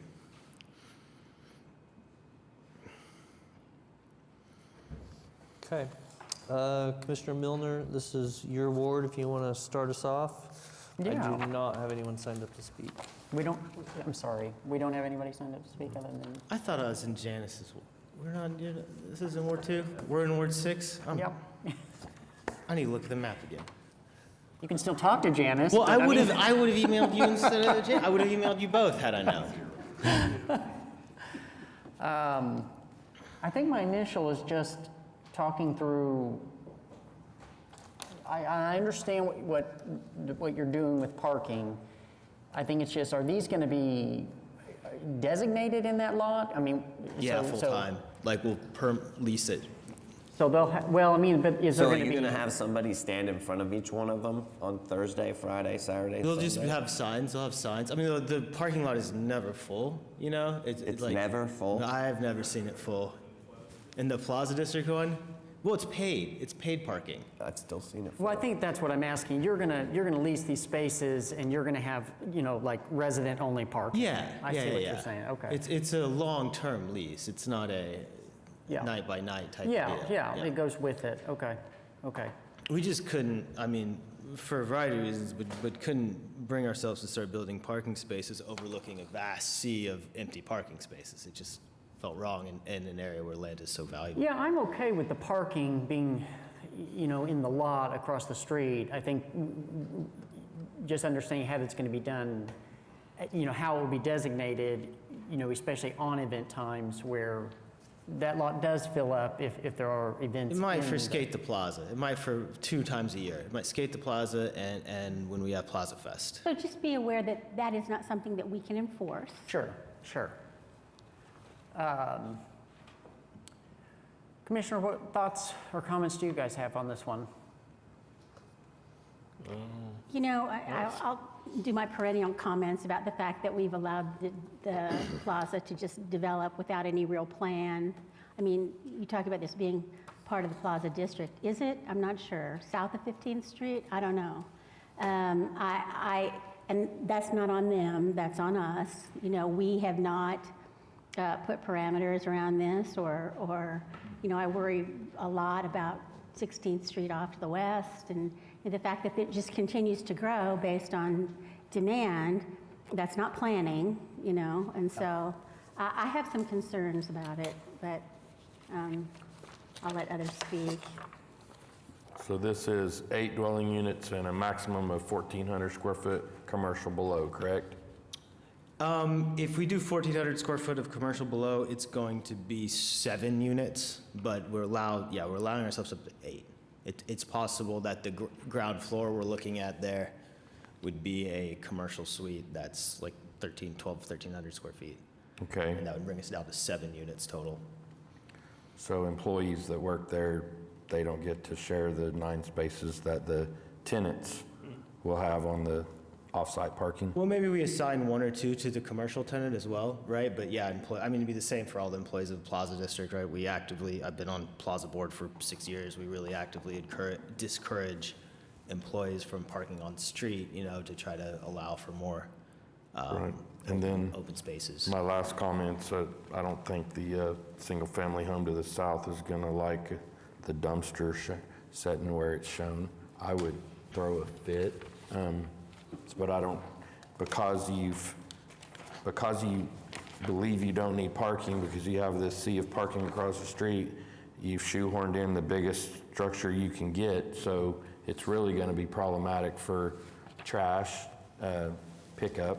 Yeah, I think that's a legitimate concern, and we're willing to do some stuff to mitigate that, whether that be setting a setback, hey, it needs to be 7 feet from the property line, it's gonna be 4 yards maximum, it's gonna be screened like this. You know, thankfully, we're to the north, so trade winds during the south aren't blowing any smells in their direction, but I think that's a legitimate concern, and we're definitely willing to do a little bit of stuff to mitigate trash. I mean, I know as There is no place to put the trash on that site. And what's the future plan? And I'll say this, when you develop a piece of property, it's standalone piece of property in my mind, and the development is standalone. It doesn't have anything to do with the fact that there's an empty piece of property across the street. Because when that develops and you have no parking right there, there's 16 new people parking along, or 16 new potential cars, 14 new potential cars on 15th Street. So. Yeah, no doubt. I mean, this is a question for just anything that leans on street parking. It's part of it's like, we don't think that's going to happen in the next 15 years, 20 years, and we really don't know what parking demands even going to look tomorrow.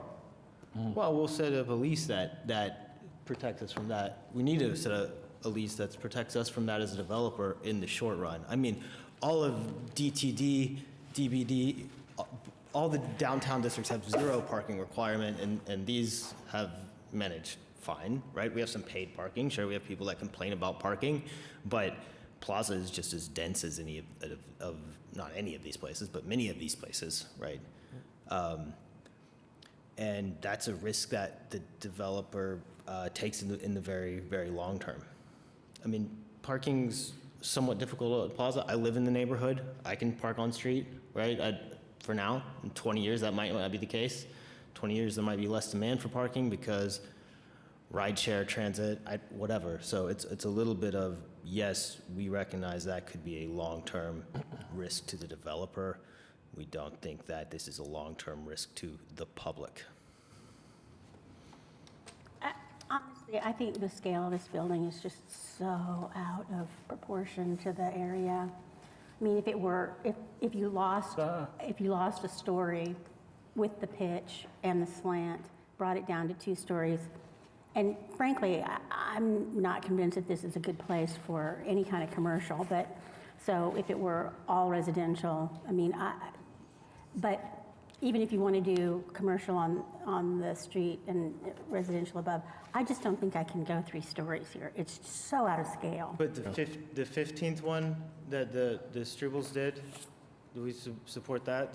The further from the plaza that has more commercial?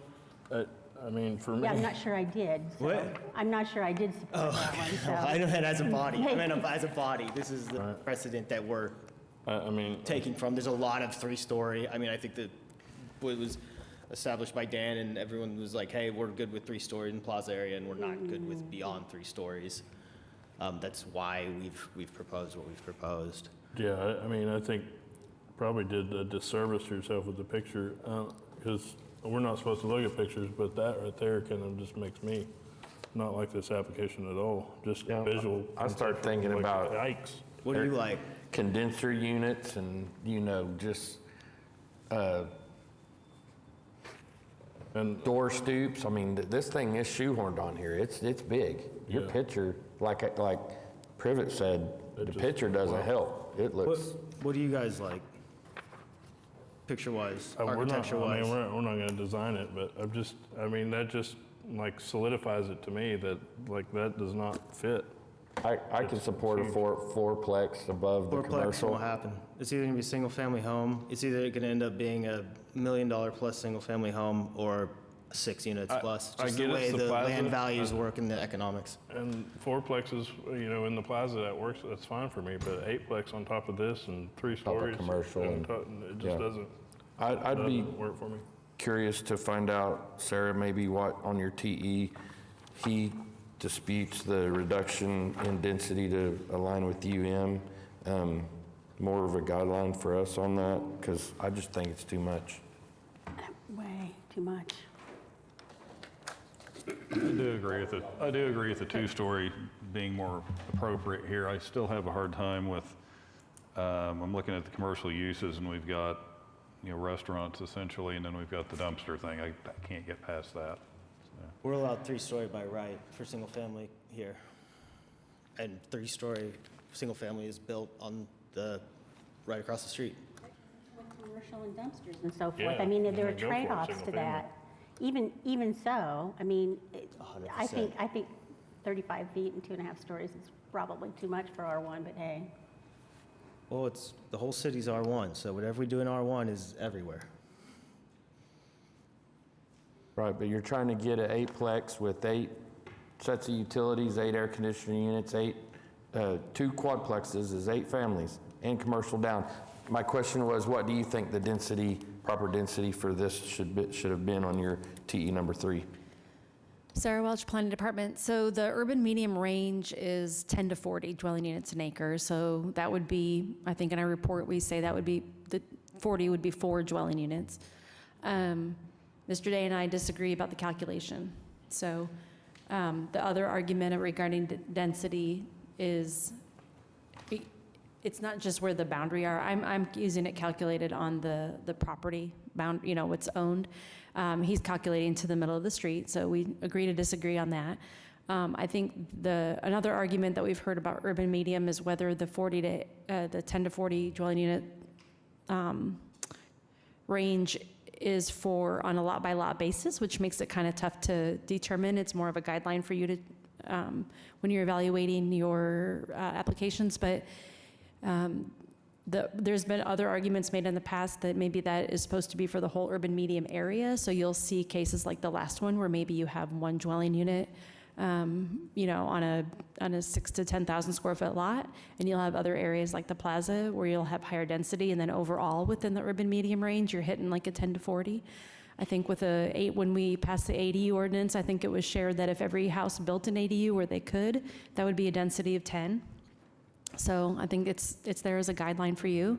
If you're spot on, it'd be 4 dwelling units, would be 40 dwelling units an acre. Right, and that's what I was getting at. I could support that and maybe the commercial below, but not the 8. Wait, how many units you said you wanted? 4, yeah, it won't get built as 4. But, so those units, are they 1 bedroom, 2 bedroom? So right now we have it as 4 1-bedrooms and 2 2-bedrooms, and then one of the ground floors kind of a live-worky, hybrid. See where I'm going with the same amount of people?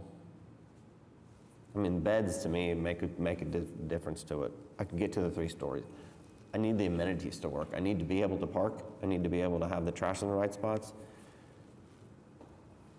And the building itself needs to fit the lot in the same character as the other buildings around it. Setback is a huge thing. It's when you look down the block and you're making a turn and they all line up. And that's just for me. I mean, I'm just telling you how I feel about it. I completely agree with that in mid-block buildings like that. I even, as much as a YIMBY and infill lover that I am, I do not like when somebody comes and builds an apartment. If I'm sitting on my porch and can talk to my neighbor and then someone comes and builds an apartment that interrupts that, right?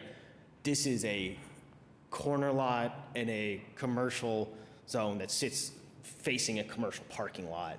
And so we are trying to consider both of those things, right? Urban retail fails when it's set back too far. It just does. I mean, you can look at the building that got approved on 15th already. The retail is struggling. It's set back 15, 20 feet, right? You have to walk through a yard to get there. People don't know if it's public or private, if they can go there. They're going in, looking in the windows, leave it. It's a confusing language to set back commercial very far. So we're trying to strike a balance because they're both big concerns to me. So right now we're at 8 compared to the 15 next door. I've got a question for staff. Because we do have a TE in here that says dumpsters are not permitted. What would be if we don't have dumpsters, what's incinerators they wanted. What? They wanted trash incinerators in the basement. Is that Trash is a difficult solution or difficult problem to solve with infill development. In this case, the RTE is there just because our code would normally require a 25-foot setback from R1, and they're just really, because of the size of the lot, there really isn't a place. So they'd have to probably do private, they'd have to do a private hauler anyway. And then it would just be whether, like, they could do poly carts maybe. I don't, I mean, I don't have a good solution. I just know that there's not really a location that you can place a dumpster on there that wouldn't be within close proximity to an existing home. Sam, would you be willing for the commercial, would you be willing to limit that to just kind of office retail? Because that would cut down on the amount of trash. Yeah. Yeah, saying that we're just not going to be restaurant or something. That's the thing we're worried about with trash. Yeah, because I think a trash naturally is going to produce, a restaurant, a bar. It's the one we talked to Brady about. Yeah, I mean, we'd have to discuss if we'd be willing to do that or not. Yeah. I think,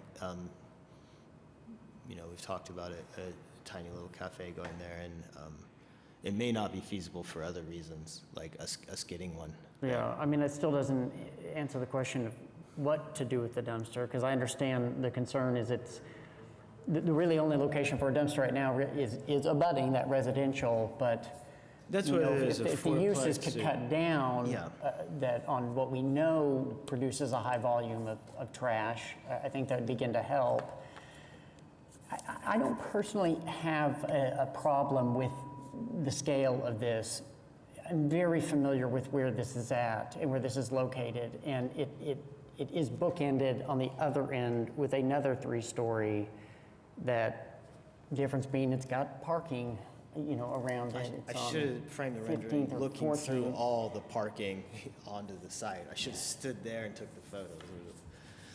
But I understand, Commissioner Powers, where your concern is. I know, because it's this one, it's another one, and then another one, and then we've really pushed the boundaries, so.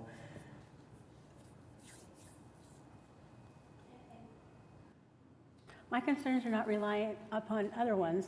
I mean, this is pushing the boundaries already. I mean, whether something at this location is even considered part of the Plaza District is a real question in my mind.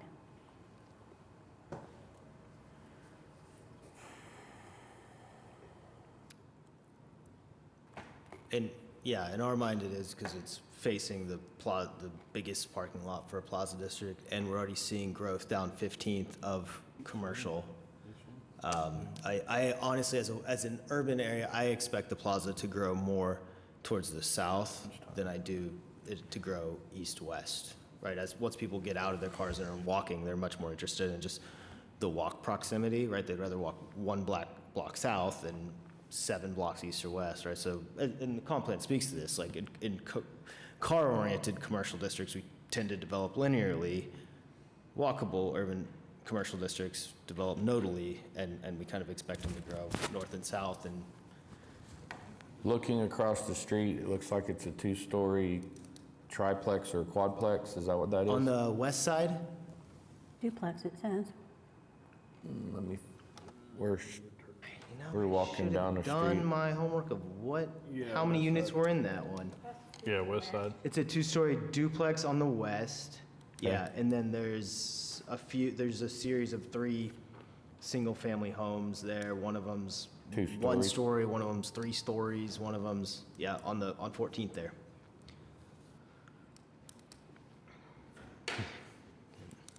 This is all off the record now. That was terrible. And Sam, can we revisit that TE number 1? What was it on that setback? Which you said you can't do 15, but what was? Oh, well, part of it, the question is, the more we set it back on the north side, the closer we're getting on the south. So it compounds. Right now we have 16 feet on the south, and we could say, okay, we could probably set the dumpster, make sure it's 8 feet off the property. We got space there. If we push the building further south, then, it's running into, it's an FAR, it's like the total lot coverage on the south side, the house there, so. And I'm sorry, what's the setback, right? What is it designed as right now? Is it 8 feet? 8 feet on the north. Okay. And we have about 15 on the south.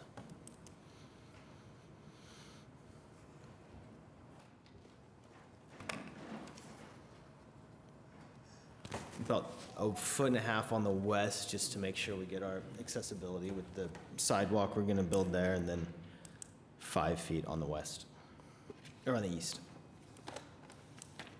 I'm assuming that house to the east, the setback is 15. Is that what that one is? Yeah, okay. Might be. I'm just trying to visually in my mind get an idea of how far ahead. Yeah, so the we're gonna proposed be structure is 7 feet 7 feet ahead. ahead. And we've discussed this with the neighbor, and, you know, they talk about it in their letter of support.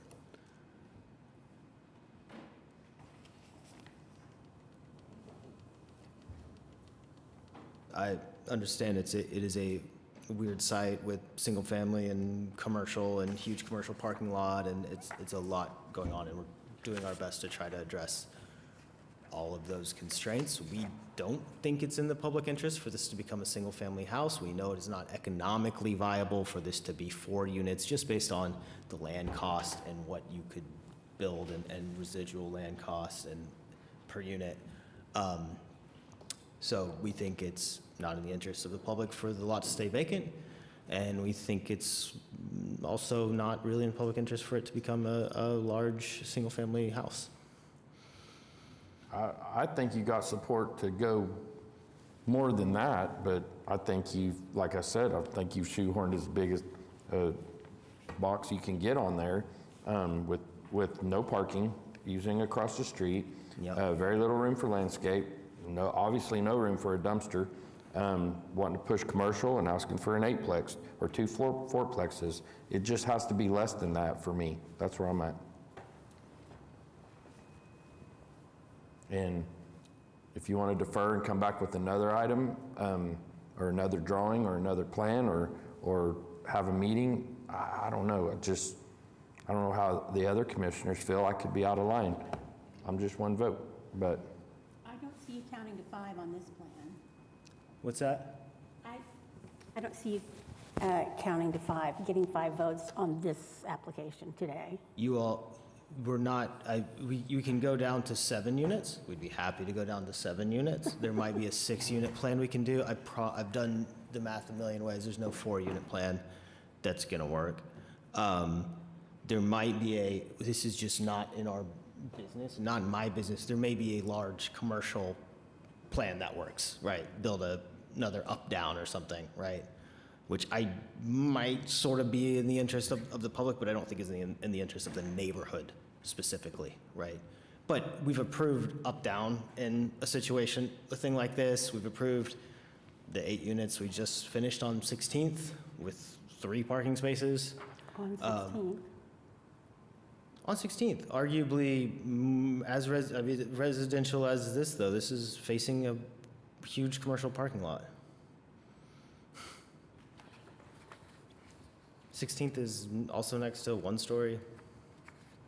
I think I could, if everybody be willing to kind of know where everybody is on the number of dwelling units.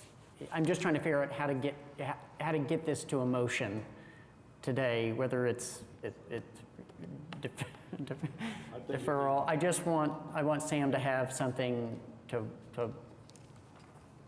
walk out of, right, yeah.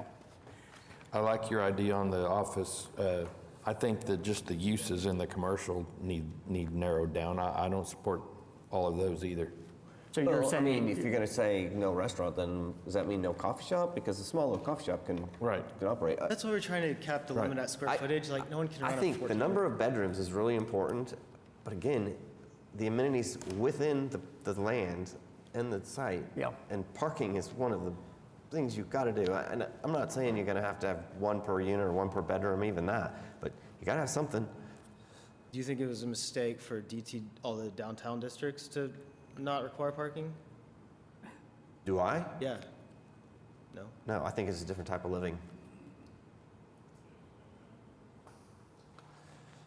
And again, I mean, you're the developer and you know what you want more, and I like to go with the developer on the number of parking a lot. I think 0 is just where I maybe is my problem. If it was 30 units, there's no way we'd do 0, right? It's too big a risk, it's too much, right? Like, there's no way.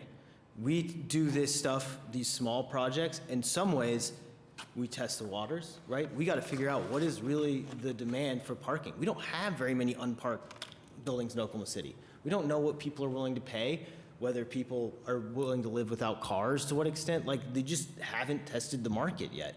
And part of the reason I like doing these small projects is to see, hey, where are we here? If we charge $50 a month for parking, are people paying it or are they not?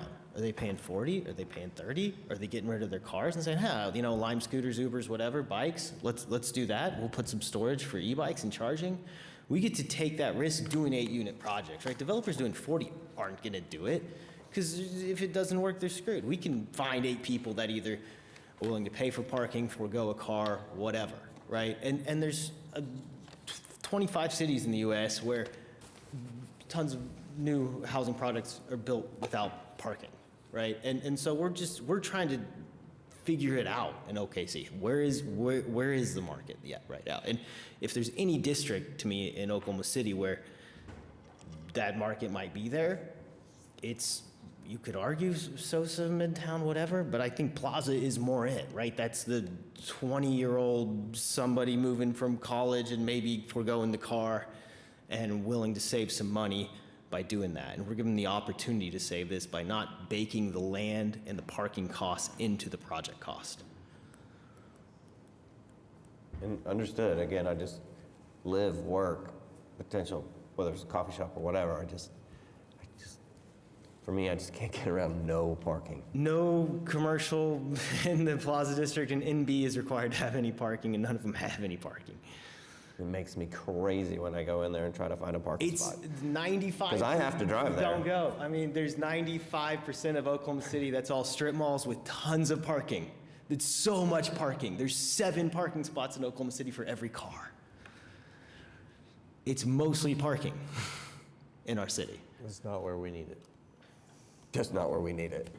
Agreed. Because there's no place that anyone enjoys that has The plenty of parking doesn't bother me on this, but where I'm at is 4 units with the commercial on the first floor, and that's. It's not economical. So. That's where I am too. Then you're out of single-family home. My only thought is, I like I could get on board with the restaurant on the first floor, but the dumpster is what's the killer for me. And my only thought is, well, if you got to make a deal for parking across the street, work a dumpster in there too. Could, yeah. I don't know about Brady, but I am willing to go back to the drawing boards on thinking through trash because I think it's a legitimate concern. It's especially a legitimate concern if there's a restaurant there. And like, how do we deal with this on this site? I do not want it to become an annoyance with the neighbor to our south, not even if we're doing a small dumpster and doing pickups once a week, right? Like, I live next to commercial dumpsters and stuff, and I've had issues of, they come at 5 a.m. because they don't want it. Like, it's just like, we want to be a responsible neighbor with the dumpster thing too. I don't think the parking thing is going to be an issue. I don't think that it impacts the neighborhood, whether this is two bedrooms or 3 one-bedrooms or what. I honestly, the dwelling units per acre thing is, I think, a little bit of a silly metric, and we should probably be going by FAR. We could make this all 1 unit with 9 different one-bed, it's a 9-bedroom, 1 single-family home, and all the bedrooms have ensuite bathrooms, and like, that's what they do in cities sometimes to I think this is going to go the direction of a deferral. Do you want to defer? Do you want to come back? I think we've talked about it long enough. You're gonna have to come up with a better idea, I think. Well, yeah, we'll defer to September, I think. You want to do the 10th? Yeah. Okay. Any other comments from? Is there anything that you guys just don't like the units? Too many units? Because we could do this by right, single family, right? Do you think 40 units an acre is too much in the comp plan? Yes, if you're wondering, yes. You think it's too much? Too much for you? If you have an acre, this is just a lot.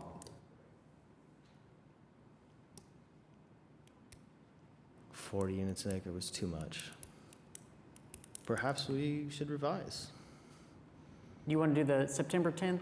Yes. Is that a date? Okay. Commissioners, any other comments? If not, I'm going to make a motion that we defer this item to the September 10th Planning Commission. Motion from Commissioner Milner to defer the item to the September 10th meeting. Second by Commissioner Newman. Please cast your votes.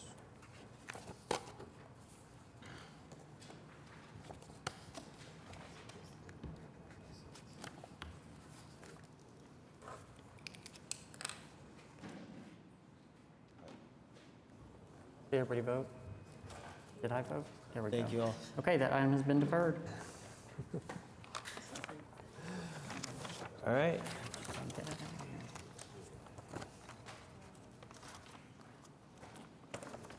What was the last item to be heard?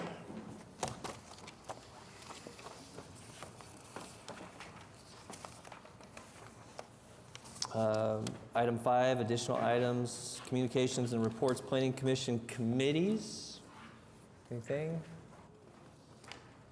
Planning Commission members.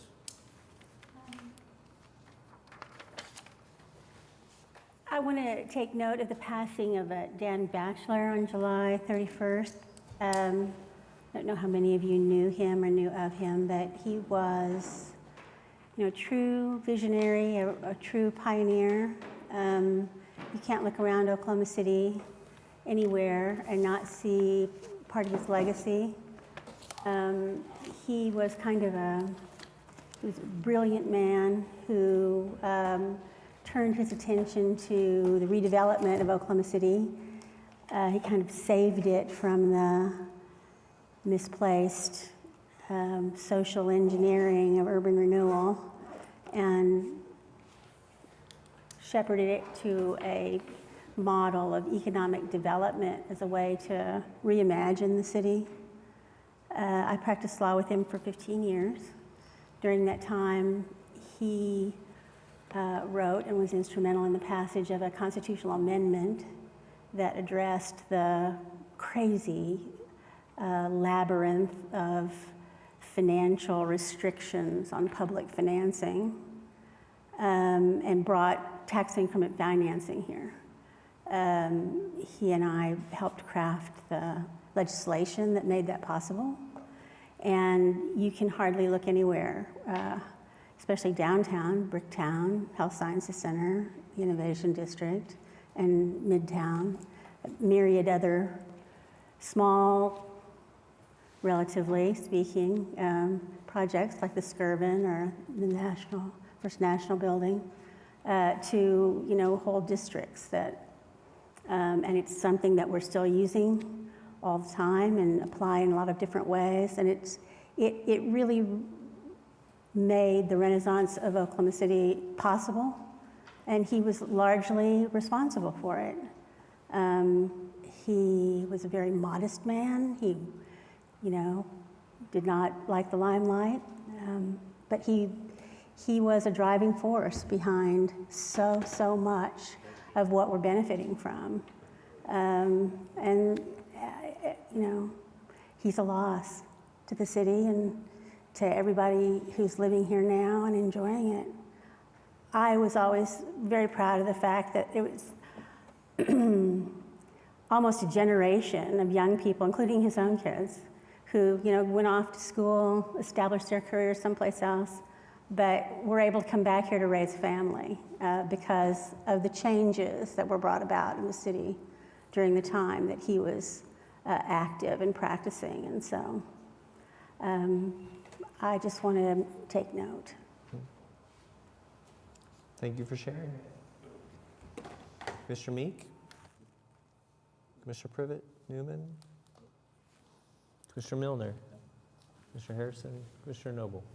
I'm just going to say one thing. Everybody got a letter in their packet. And so know that I'm on a committee, Janice is on the committee, you're on the committee, and you're on the committee, right? Code update. The code update committee. Zoning, yeah. Trying to push it Yeah, back. it's you, Jeremy, It's that's me. right. Yeah. And so it's not like we're not on it. And so if you have any questions, you can ask any of us. But Are you talking about the big letter? yeah. Okay. We should pause. Commissioner Peaver? Nothing? All right. I don't have anything. Planning Department? Yeah, just one thing, excuse me, on the code update. We will be wanting to do study sessions, as has been discussed, I think, not last meeting, but the one before maybe. So be watching for that. We'll want to take a poll to see when you can do it, probably starting in September, and how frequently you all can do it, because there's a lot to go through. We've obviously had some study sessions, but there's been a lot of updates since then, so there's a lot to update you about on things that you've already heard. So anyway, that will be coming soon. So we'd like to maybe do it the first commission meeting in September, and we'll kind of send you an agenda maybe of what we want to go through, and maybe that'll help clarify how many we need to have. So maybe I'll just take a straw poll now. Like, would you rather have shorter and more study sessions, or fewer and longer study sessions? Fewer and longer. Fewer and longer. That's my vote. Okay. Mine too, because I think, you know, the various components have to really kind of be focused on and yeah. Okay. How long of a study session can you stand? I don't have a real job, so I think asking other people. I think in the past we've done 2-hour study sessions. Hours you lose You're people. just, yeah. Yeah. Okay. All right. Sounds good. Thank you. That's all I have. Municipal Counselor's Office? All right. Citizens to be heard, I see none. Any other business?